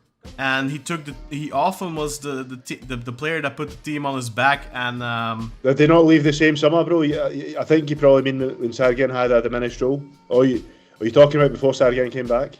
Because I'm sure they both left in 06. No, I think, well, maybe, but I don't remember exactly. But Tumer was a really important player, and Sergen was out of the picture almost. in 2006, 2007, I think. When did he go to Fener? I don't remember. Exactly. I think they both left in 06, maybe. Tumer left a year after, right there. Let's check. Maybe. Something like that, possible. But, I mean, for me, his golden period came after those couple of seasons. I think 2004, 2005, 2006 is when he was really the man. And, I think... I remember him as a legend. I was right, bro. They both left in the summer of 06. Obviously, Tumer left to Fenerbahçe. Sergen went to Şekerspor, and I remember thinking that was hilarious as a wee boy. Sergen went to Şekerspor. Because I was 2006. I was 8. Yeah, for sure. I mean, look, I think the big difference for me is Tumer left at his height. Like you just said it, like Sergen went to Şekerspor, Tumer went to Fenerbahçe. There's a reason for that, because Tumer was probably the best Turkish number. Well, actually, was the best Turkish number 10 at the time. There was nobody else. Like Sergen wasn't at his level anymore. Physically, he was just way past it because he got really chunky and just couldn't do it anymore. Like, obviously, talent-wise, he is by far the better player, but at that point in time, Tumer was the best Turkish attacking midfielder in the game. And I thought it was weird that he went to Fenerbahçe because obviously they had Alex, but they offered him an insane amount of money. I don't really blame him for that, but the difference is there. Tumer left us under false pretenses, I feel like. He went to the biggest rival. He was our best player at the time. And you can't say the same thing about Cenk right now. Cenk is literally in the twilight of his career. And that isn't just about age. That is about performance and ability. And Tumer was roughly the same age. He was I think he was 32 at the time. So a year younger, yeah. Because he's from 74. And he left in 2006, like you said, so he was 32. But he was still in his prime, and he still had a couple of good seasons at Fenerbahçe. And then he went to Greece and had a couple of good seasons there. Like, Tumer played at a high level, played well until he was far into his 30s. I think he's 37, 38 or something when he retired. And he played for Larissa, I think it was. Remember he actually almost scored a free kick against Germany in the semi-final of the Euros? Mm-hmm. Yeah. And had a free kick at the bar or something? Or was it just over? Yeah. And I mean, he was it was so different because losing him was painful, not just because you lost a club legend, but because you lost your best player. Cenk is only painful because of you're losing a club legend. You're not losing your best player. You're not even losing your second best player. You're not even losing your fifth best player. You're literally losing a player that all of us only wanted to keep because of emotions, not because of his ability still. The only reason I've been advocating for him to stay is because I wanted him to retire at Beşiktaş. And the same thing just can't be said about Tumer. So I think Tumer's, let's call it betrayal, was much, much bigger. Tumer could have stayed at Beşiktaş easily. Beşiktaş wanted him to stay, but he was leaving because, he was supposed to do an army service, blah, blah, blah, blah, blah, or whatever it was at the time they were saying. And then he went to Fenerbahçe. Cenk, we did not want him. That is the truth. Whether we made him an offer or not. It's different, but I think there's going to be a similar backlash. But what I will say, though, there is a contingent that's understanding of Cenk. But I don't think that existed at all from Tumer. When Tumer done it, you know better than me. You know better than me, obviously. No, I think I back then obviously it was a different era. We didn't have Twitter and all that. I think I was in my bubble, in my Beşiktaş bubble. I think I was legitimately the only person who didn't hate him after. I like I said, I think you've seen some of my Tumer shirts. I have a bunch of them.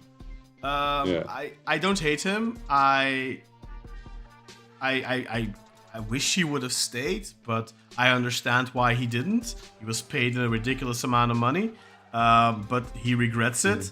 He's a Beşiktaş fan. I think the same thing will be true for Cenk. He is a Beşiktaş fan at heart. I think if the fans hold a grudge. The majority of the fans hold a grudge like they did against Tumer, which I don't think they will, but let's say they do. Then I do definitely think that Cenk might end up regretting it later down the road. But I think he is making the right decision for his family. I said this privately earlier as well. I think, most humans in their life, you, me, will spend, I don't know, around €1 million in our lifetime. That's roughly what we'll spend. Like, give or take $500,000. But I think €1 million is not as much as people think it is. And I think that people who say he has plenty of money, first and foremost, we don't know what's in his bank account. We simply don't. We don't. Yeah. He was never on insane money. Obviously, at Antep, he didn't make a lot of money. At Beşiktaş, he made good money, but he didn't make insane money. His first contract. Best money was at Everton. His best money was undoubtedly at Everton. I think he had around $5 million a year there. You need to keep in mind, 47% of that goes to the tax man. So that's like, let's say he got 2.5 a year, but then you have to keep in mind living expenses, all that kind of stuff. Footballers have a certain lifestyle. Even though Cenk isn't the most flashy guy in the world, I have no doubt he has a couple of expensive cars. I have no doubt his wife has a couple. No, the guy loves his designer clothes, man. I see it on him all the time. He loves his designer clothes. He loves his expensive Travis Scott sneakers as well. Yeah, but that's not. I don't know how expensive that is. But let's say how expensive is that? Like €500 or something? A pair of reverse markers, man. You're talking about $1,000. Okay, well, €1,000, whatever. I have a jacket that's €1,000. Like there's people who sometimes you spend, but this is their lifestyle. Obviously, he spends more than the average person. That's just the way it is. And, like, you can't compare his life to our lives. We have our monthly income. We live accordingly. A footballer has their monthly income and they live accordingly. Now, look, he has undoubtedly in his life made plenty of money. If he was smart about it and put it in the bank, he could live for the rest of his life of the interest. But the truth is, most footballers are broke 5 years after they retire. That is the truth. That's a statistic. 5 years after they retire. Yeah. NBA players who make ridiculously more money, they make like what, 100 million a year or something or whatever. I don't know. So the best not that ones. Much, but no, like but 20, like 30 million a year. 30, sometimes 40. Let's say 30 million a year. 15 million after tax. The most NBA players after they retire, like not the big ones obviously, like Michael Jordan makes hundreds of millions a year just because of Nike sneakers. But most basketball players after they retire go bankrupt. Most football players after they retire go bankrupt because they have a certain standard of living, and once they retire, the money dries up, but their expenses stay the same. And 5 years later, they're out of money. Now, I'm not saying Cenk is that type of person. I'm not saying Cenk is going to be broke 5 years after retiring. But maybe Cenk didn't realize that the money would dry up when he was 35. When he was 29 or 28. I'm 35. I have been saving money. Maybe, like, we got a house and all that, but like when I was 25 years old, I was spending all the money I got. Every month I got, bam, it's gone. Just like that. Yeah. That money was gone. Like that was me up until last year. Exactly. Most people don't come to that realization until they're well into their 20s, maybe even their 30s. And I think very much is the same for a footballer. A footballer who gets a lot more money in, their realization more often than not doesn't come at all. And when it comes, it probably comes too late. Unless they had good advisors that advised them to invest their money. Yeah, I think that 2 million or that 1.5 million or whatever it is that he's getting extra from Fener, I think that is more significant than people truly realize. it's yeah. I think that people who say he's got more than enough money are not aware of how much football players actually go bankrupt just a few years after they retire, and not everyone's cut out to be a top coach. A lot of people go. Why do you think all these former players, all these former referees, all these former whatevers, they're whoring themselves out, making controversial remarks on television to get attention, to stay relevant? Why do you think they're doing that? It's to keep making money from football and to have a job. Yeah. Kartal, do you want to read some comments? Because if I have to do it, I have to peer like an 80-year-old man. Yeah, no, it's okay, bro. I'll get it. Right. In the meantime, I'm just checking whether there's a live stream yet, and there isn't yet. Chat, if you guys see the live stream pop up, let us know. So Emre Kaya has said, with Mehmet Büyükekşi as president, the amount of money spent on these transfers doesn't matter at all. This league won't end like this. Emre Kaya? Yeah. Emre Kaya, is that... We used to have an Emre Kaya in our group chat way back when from the US. Is that the same Emre Kaya? Let me know if it's you, bro, because long time no see if it's you. If it's not, then... Hi, anyway. So, to be honest, I don't agree with that. I think if you're good enough, you can beat the TFF and you can beat the refs as well. It's not something we've not done before. So if you build a good enough team and you're better than the rest, you can still win. Yeah, I think it depends on the degree they go to sabotage you. I don't know.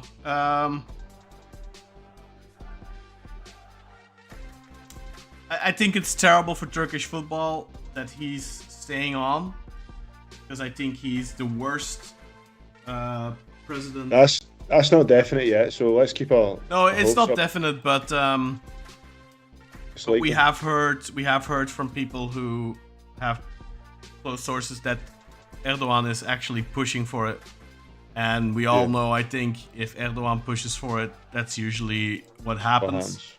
Yeah.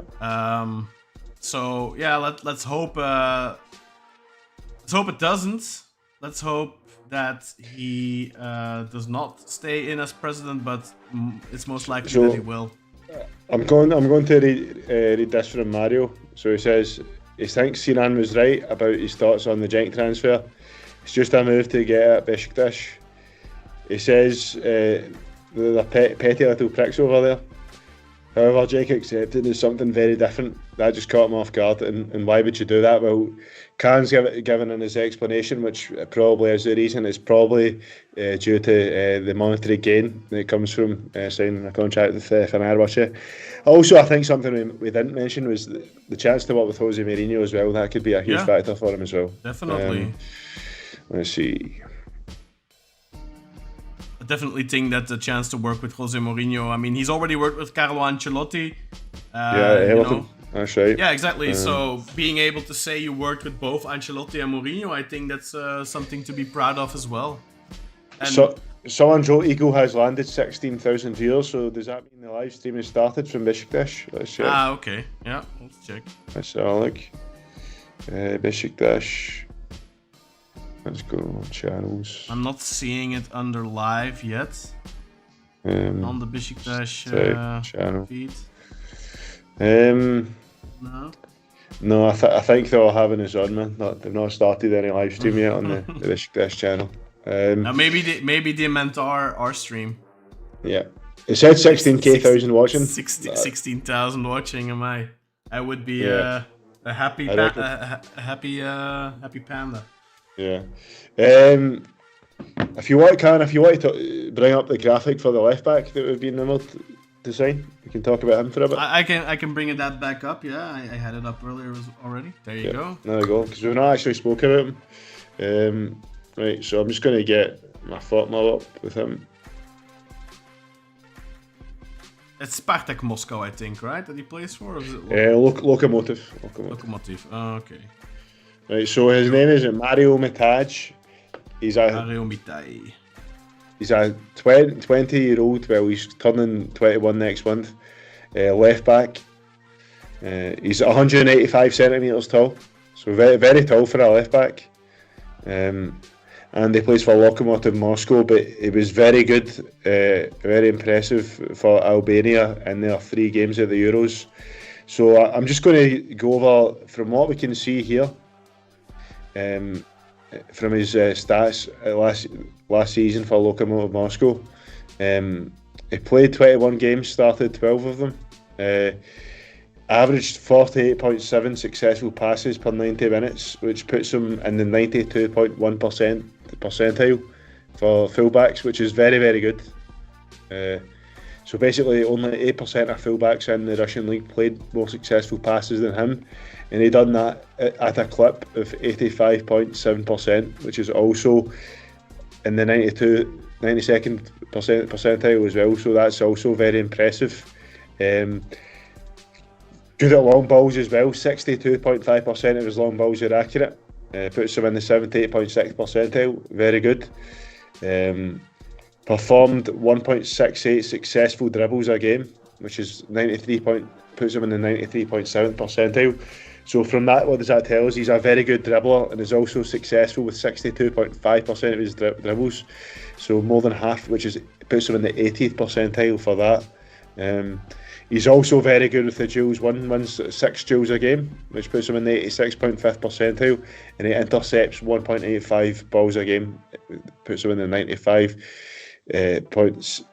percentile. Also 6.48 recoveries per 90 minutes, which puts him in the 82nd percentile. So that's very good. So from what we can tell here, we've got a fullback who's tall, very good at passing, good at dribbling, recovers a lot of balls and intercepts a fair amount as well, and also wins a lot of duels in every game as well. So it seems like he's actually a very, very complete all-round fullback.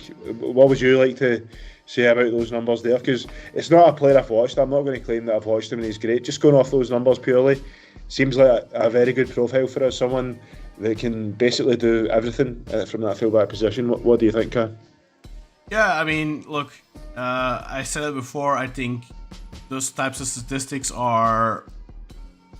they can give you an idea. Anecdotal at best, but you really have to watch the player. But like I said, Claudio told me back in April how good this guy was. Like you said, at the Euros, performed really well. The Russian league isn't what it once was. But, I mean, there's still some quality there, of course. I would be very excited to get this guy. I think that's the right type of transfer. It also offsets some of the age we've gained with Gabriel Paulista and with Ciro, and even a little bit Rafa. Rafa is 31. He's not old, but he's that's still 30 plus. So the wrong side of 30, yeah. So if you get a young, I would really like to get Yasin Özcan. As you know, I'm a big proponent of him. Yeah. But I think why not both, right? Get Yasin. Yeah. If we can offload Masuaku. Yeah, that's the thing.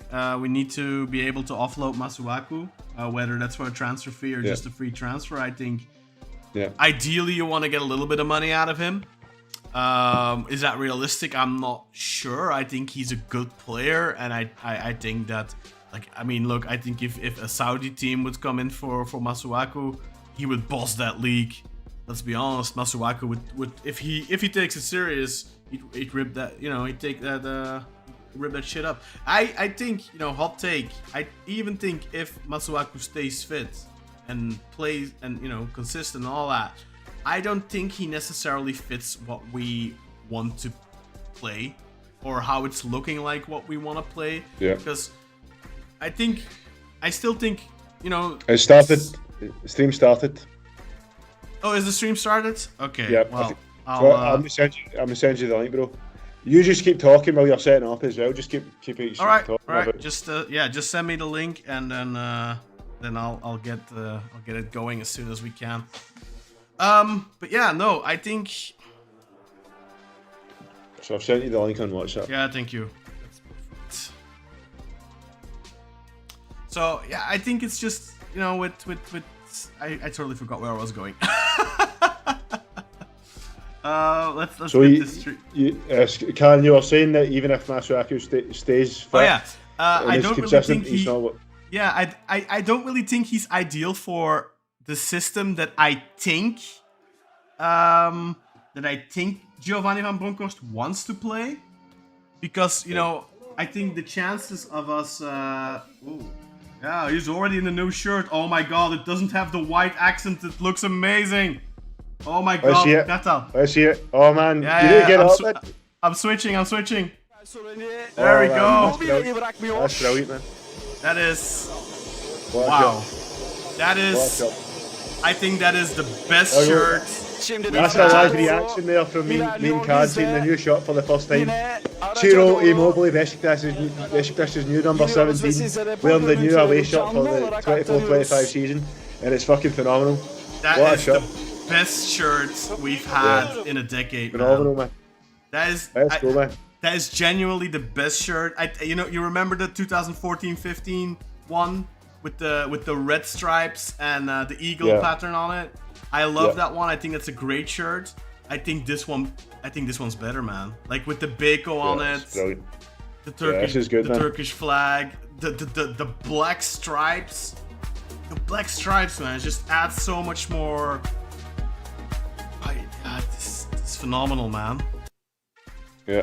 Looks Brilliant, man. fantastic. Look, he looks really happy too. Look at him, like a massive smile on his face. Cousin.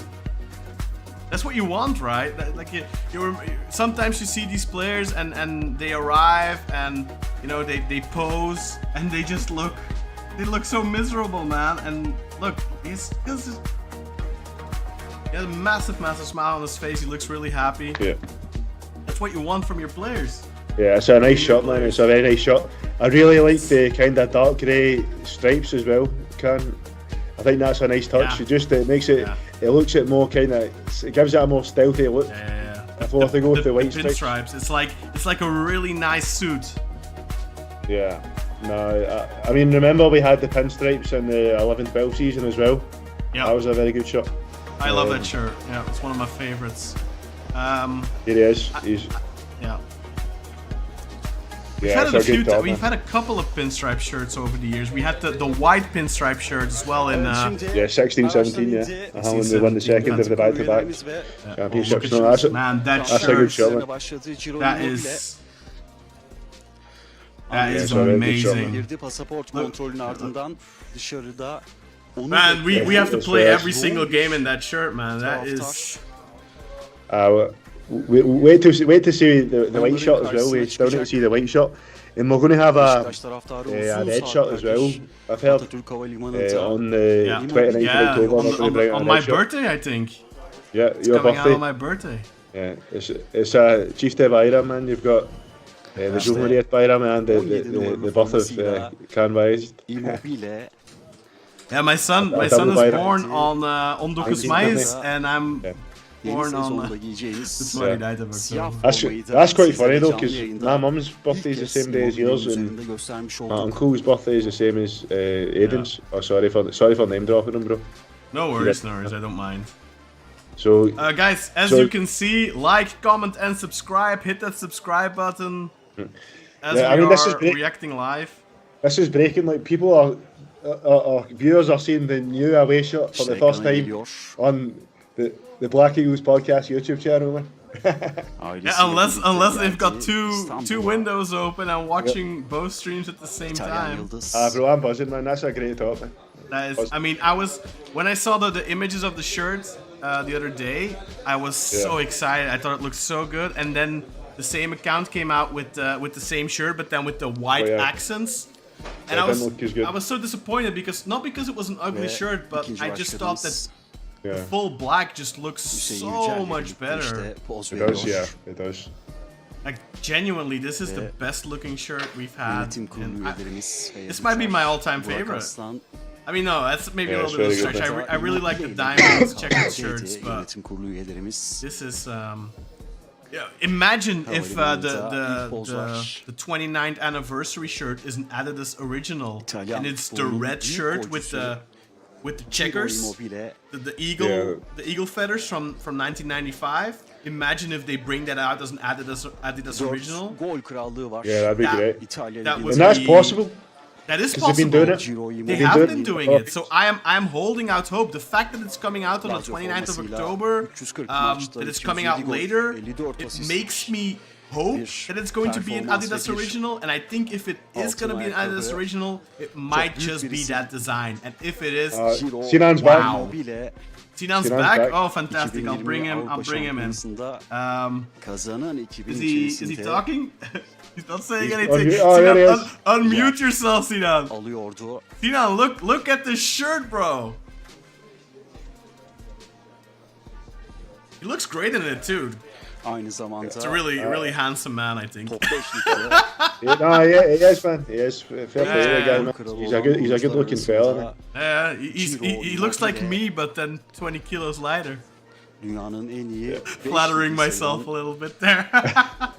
5 ligi Ah, içerisinde bro, you're a good No, looking bloke as well. Don't be harsh on I know, I yourself. know. tam 4 kez gol kralı olmuş.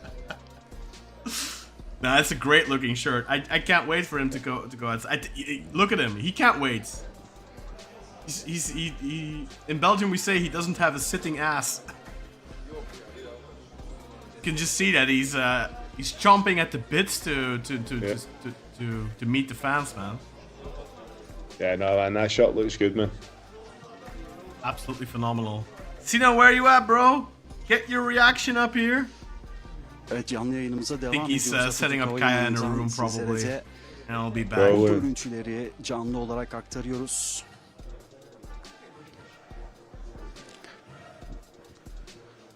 Guys, if Birazdan you're da watching the dışarıya stream, büyük Beşiktaş let me taraftarının know if I need to turn down the volume on the actual stream from İtalyan club. santrafor.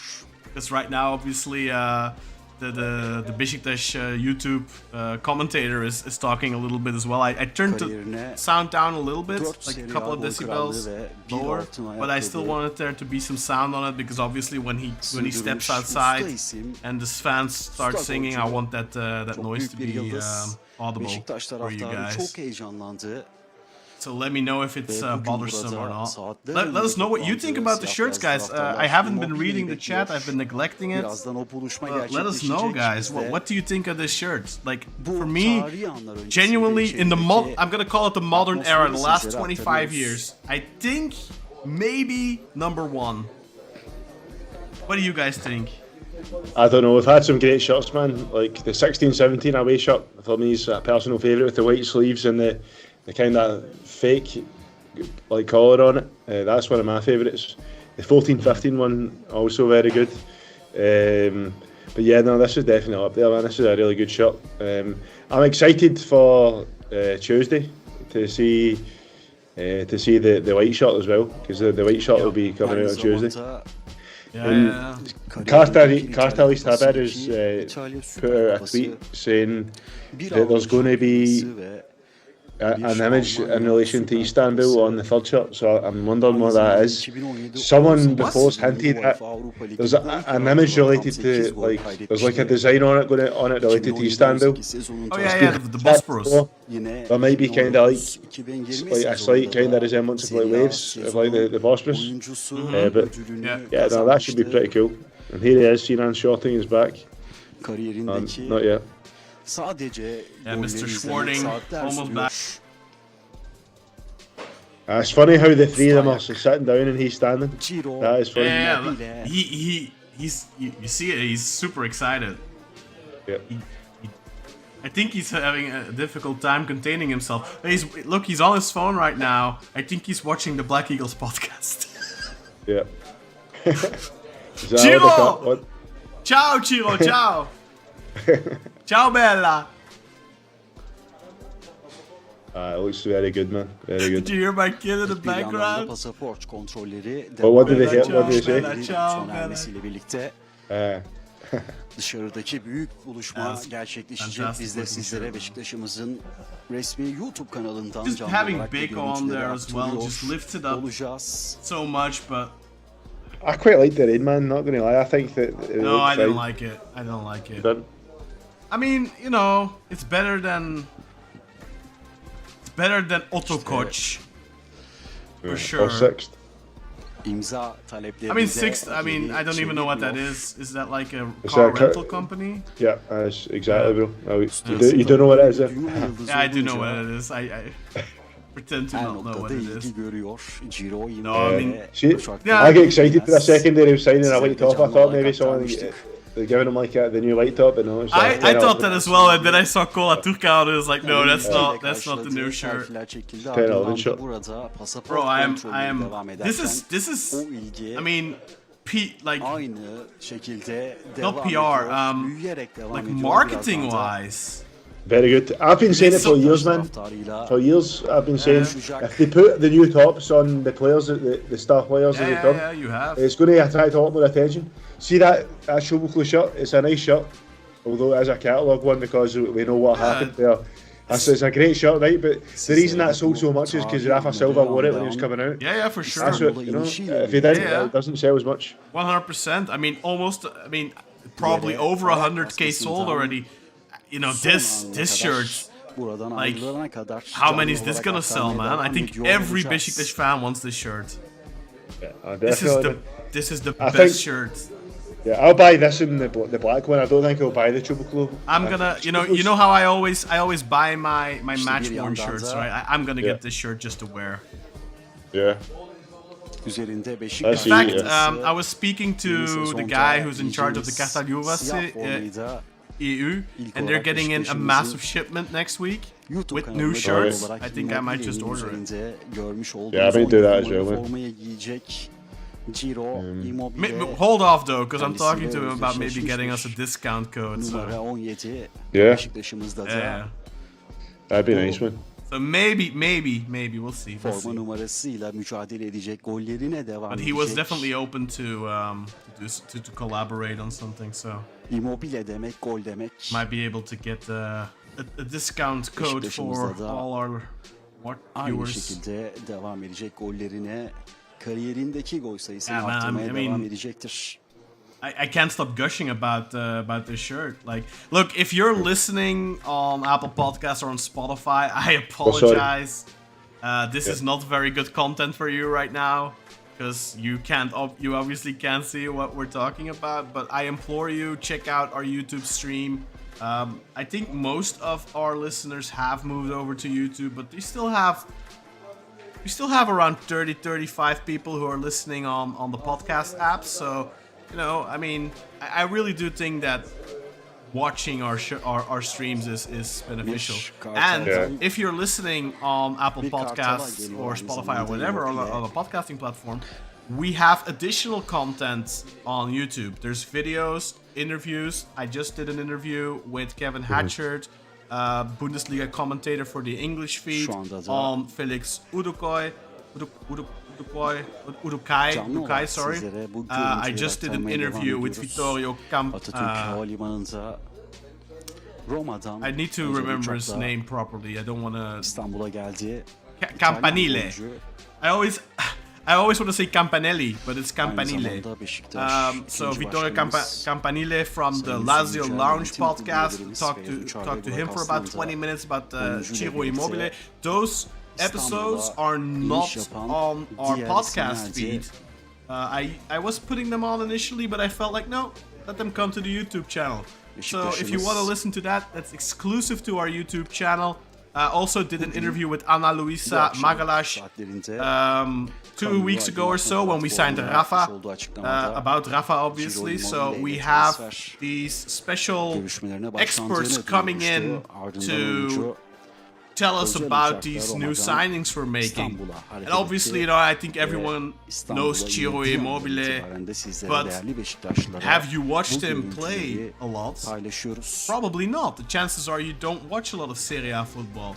So getting the insights from somebody who followed this player for 8 years closely at LAZIO Roma, who knows him very well, is a very good talker. He does a great explanation. Go and check out that episode with Vittorio Campanile on Ciro Immobile.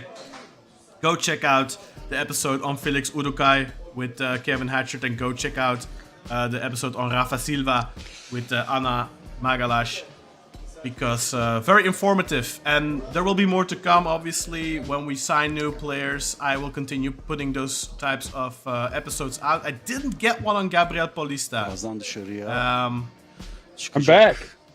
Welcome back, Sinan. Sinan, have you seen the new shirt? Taraftarın karşısında. I love that. I was gonna say. I almost came back earlier, and then I was like, oh, I gotta go. Like, I was like sweating, so I like poured water on myself. But I was like, I didn't want to comment anymore on the Cenk thing. I saw you guys were still arguing about that. But I love that shirt, man. Like, that's the one thing I wanted to say for sure. I love that shirt. Looks beautiful, huh? Do you agree with me when I say contender for the best shirt of the last 25 years? Dude, it could be. And it's funny because literally, like, as I was preparing for this episode, I was going through like 3 or 4 black jerseys that I was like, I'll wear this one, I'll wear that one. And I'm always attracted to those ones for some reason. That I don't know. You know, Adidas does a good job with that classy, like the dark, you know, with the gray and the black. I mean, yeah. But then I saw the one, like, as I was picking up my daughter. Oh, the fans, like, holy. Sinan, just a second. He's walking out. Kameraman arkadaşım da bu Yes. görüntüleri sizlere canlı I olarak love this shirt. yakından takip ediyor ve You can already hear the fans. sizlere Beşiktaş taraftarının sesi de geliyordur. Çok Put yoğun, Fans the getting volume of pictures. çok büyük bir kalabalık. Yeah, Kaan, let's get the volume on our end. Immobile'yi bekliyor. I mean, I have the volume up, Atatürk guys. Havalimanı'nda I artık don't know how to bu get it to you, buluşmaya çok az bir honestly. süre kaldı. Geliyor Immobile. Geliyor Immobile. Müthiş bir ses, müthiş bir tezahüratla Look at that smile, man. Look at that smile. Beşiktaş taraftarı. Yeah, he likes the adulation. Yeah. Atkısını He taktı. is stoked. İşte o selamlaşmayı, bu anları sizlere canlı olarak aktarıyoruz. Beşiktaş'ımızın. Look at that. Are those flares? Is that the red? Is that from flares? Yeah, it's definitely from flares. Yeah. Look at that. That must be quite a scene for him. Oh, they're I want to see the other side. I want to see what he sees. The fans are swearing. They muted them now. Probably. Üçlü geliyor. Oh, he's gonna do the üçlü now. They'll be chanting Immobile for anyone on this list. Go Immobile, Gmo on this list. You know what that means, Tina? No. What happened? They'll be chanting Immobile. good üçlü, man. I fuck God, that's it. Sorry, Kartal, say that again. How did that translate? So you're translating what they were chanting? Oh, I've got no idea. I'm just guessing because they're all swearing. Oh. I can't get it. I can't read it like you, but I'm just guessing that they're probably saying Immobile, fuck Galatasaray mothers, Immobile, fuck Fenerbahçe's mothers, probably. I love how he's just that nice. That's one of the better üçlüs at the airport I've seen. Look at him. Obviously, I can't hear it. Look at his face. Look at his face, guys. Like, just he's in awe of the fans, I think. Beşiktaş'ımıza, tüm taraftarlarımıza hayırlı ve uğurlu olmasını temenni ediyorum. Çünkü bugün de burada bizleri You love to see a player who reacts like that to it, honestly. Gerçekten You love to see that. Like, a couple times you've seen a guy who's like a little intimidated by it, and you're like, uh-oh, you know. transferinde de He's söylemiştim. gonna be able to handle Çok it. güzel günler I mean, that's Oh my god, I love, dude, I just saw, we have devam edeceğiz. Elimizden the geldiği flag kadar badge in the middle too. uğraşacağız. Oh, I love this new shirt so much. Ben bir özel It's teşekkür got to ediyorum. win the cup, bro. İki Doesn't şey win the yapmak cup. istiyorum. We have the Yeah, of course. flag on all the shots. Çünkü 2-3 günden They've even süren taken it a step further and put it on the. an takip etti ve desteğini istiyor. Taking a step further and put it on the training gear as well. Sorry, there's a chance to Yeah, that's a little too far for me, putting it on the training gear. I've never seen that before. Feels a little That cringe, was an to be interesting honest. move. The Galatasaray, one of my cousin's friends is taking the piss out of it, saying, "Oh, it's as if you've not won a cup before. You've been putting the Turkish badge on." He's quite right, man. It's a bit. I mean, Kısaca, Oh, he's going to. sevgili Oh, it's basın fast this mensupları, time. değerli Beşiktaş taraftarı, büyük Beşiktaş You need to tell us what you're taraftarı, saying, bro. We can't hear dünya anything. aramızda. Yeah, Çok yeah, fazla we're just konuşmayalım, guessing. taraftar sabırsızlanıyor. I don't know how tall Feaz is, but you can tell that Ciro isn't a small guy, man. No, he's not like that. İngilizce Semih. It was a mistake. Wait, Ne you're diyorsun gonna. İngilizce? I saw the goal hand. for people. Wow, fantastic. Talking English now, I'm so we'll ready. shut up. I'm ready for the start of the season. Oh, Kaan, by the way, Yasin says you can post the Beşiktaş. Burada olduğum için çok mutluyum. Sorry? Hazırım sezona. No, that's what it was. Beşiktaş. This is the Beşiktaş feed. What? He's saying that we can post the Beşiktaş feed. I'm saying this is the Beşiktaş feed. Isn't it? Oh, okay, so maybe Yasin's getting a delay. He doesn't see it. Evet. Evet, şimdi taraftar Immobile'yi çağırıyor. Yeah, he's Immobile clearly de very taraftarımızın happy and yanına doğru impressed. gidiyor işte. Müthiş buluşma. fan welcome. Atatürk Havalimanı'nda I mean, Beşiktaş it's hard to taraftarı gauge onu çok how many bekledi. fans are Onu there, çok but it bekledi. sounds like a lot. It's not quite Mario Gomez because that was during the day and you could tell how many people were there, but it looks like a lot of people now. Is it midnight in Istanbul right now? 1? Yeah, 1 yeah, a.m.? it's Just after one, yeah. just it's Wow. past midnight. Oh my god, look at those fans! At 1 a.m., that's wild. Alright, that's good, that's good. We like to see that. I'll be right back, guys. I need some water, man. I just sweat buckets. Is it a hot day in New York? You know, I think for Lazio fans who clearly hold him very near and dear to their hearts, I think this will be fun to see as well for Lazio Beşiktaş fans because taraftarı Immobile'yi çok bekledi. I think Yeah, they'll of see course. that Immobile de bu anı bekliyormuş. O kadar mutlu oldu ki. they'll Kendisi see he's in good hands now. Yeah, ayrılmak he's istemiyor. in good hands for Ciro just now. Immobile. He's loved and he's appreciated. The only time he won't be in good hands is if he doesn't perform, and then obviously we know sadly our fans do get very toxic. But if this guy from now he's got a great reception, a lot of love from the fans.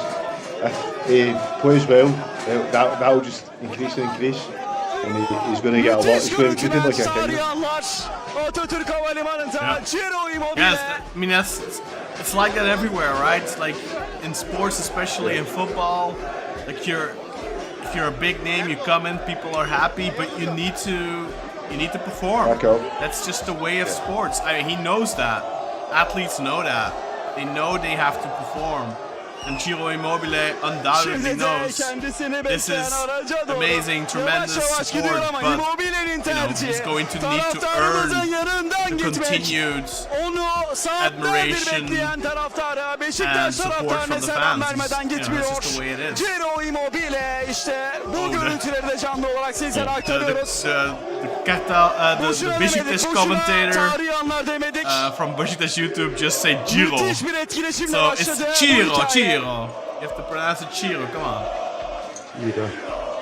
The fans are chanting that. it pretty well though. Look at him, he can't get enough of it. You love it. Can do you not think İşte şimdi de what I said on kendisini earlier, bekleyen, the Chris Hero Ring of konaklayacağı Honor otele entrance götürecek thing, olan if araca you just change that, If you can modify it a little bit for sure. I mean, if Sinan make it Ciro if every Sinan time. can get his nose out of his editing of his book and go back to his music dabbling, and then he could make a great song out of it undoubtedly. But yeah, Yönetim I'm kurulu not. üyemiz Feyyaz That's Uçar. not my forte, man. That's Ciro Immobile The other problem is that you need pençesiyle someone to, buradan you need a voice on that. veda etmeye Yeah, hazırlanıyor.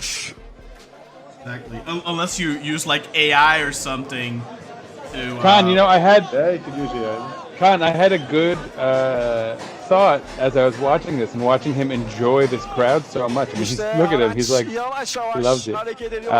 I remember the dude you interviewed, whose name I'm blanking on suddenly. Ve It was what was his name? Vittorio. So Italian. Vittorio, yeah. Vittorio gerçekleşecek Campanelli, right? Campanile. Campanile, yeah. I remember him saying that for Ciro to really succeed, he'll want to feel like important, you know. He'll want to, right? Like this is a very good start, right? I think we could agree. It's quite for. Can you're saying it was a very good first two for him? They actually had them practice on the plane. There's a video of that just emerged. I mean, I think they always have fans practice. I They mean, always do, I yeah. think they always kind of do, but some people just do it really. Can't quite pull it off. Yeah, they're a little awkward with it. Karşı Yeah. Roma izleyecek. You know, I mean, to be fair, they hand them a bucket of flowers and all that kind of stuff. A bouquet, I should say, sort of a bucket. Mrs. Bucket. Yo, man. Now that I've been to Turkey again recently, and I remember how long it takes to get to the airport. This is dedication, man. Good for these people. Yeah, for This sure. is Istanbul airport. So this is the Atatürk airport. It's not the Istanbul airport. Which is a lot closer to the city centre. Still a pain in the ass though. Well, traffic probably. That's why Does the train that's why go they there? do these. Like that's why they went here. I also think it's because it's a private jet, but that's why they went here because it's much more accessible to the fans. Yeah. And maybe that's where private planes go. Just so, you know, it's a little more I think they do, exclusive. Yeah, that's true. It was still. I remember sitting in traffic for hours coming back from that airport back in the day. I mean, with transportation, it should be better now. You'd think, but. By the way, guys, Guys are committed. let us know in the comments what you thought about Ciro's arrival. That's the stream Yeah, the finished. stream's finished, so let me just set up the cameras again. You guys continue speaking. It's a lot more money. Oops. So what do you think, Sinan, of the new shirt then? Is it a must cop for you or? Oh yeah. What's your Oh thoughts? yeah. So far 2 for 2, right? Like Yeah, two bangers. definitely. 2 bangers. You love to Definitely. see it. You love to see it. Honestly, like they're on such a roll that I really wanted to. I wish I could have seen that green one that they shelved. Nah. Just to see Well, where they it's were good. going. That's allegedly still going to come out. Oh yeah, I'll get it, dude. Yeah, I They love, were saying I love a for the fight. women's team that the women might play in it actually. Oh, all right. Yeah. There you go. But did you? There's a red one coming on the 29th of October, and we were just speculating earlier, Sinan, that it might actually be, you know, Yes, it is the just- baklavalis shirt, the one I have with the With the V, yeah. with the eagle feathers, the white yeah. one. But there's a red one of that as well. And, Oh yeah, that's a classic. So we only were- wore that like twice or something, We right? we wore it a few times and like in Europe, like against Valencia and stuff. But we were just speculating earlier. Maybe if we get an Adidas original, because they're doing these 30 years throwback shirts for different clubs, and because it's coming out later and it's coming out on the 29th of October. We were just speculating. Perhaps we're going to get an Adidas original, and then we might get that one. Imagine if we do, man. That would be incredible. Epic. Yeah, I mean, already I've got 2. I'm not gonna lie. I buy the 3 every year, no matter what.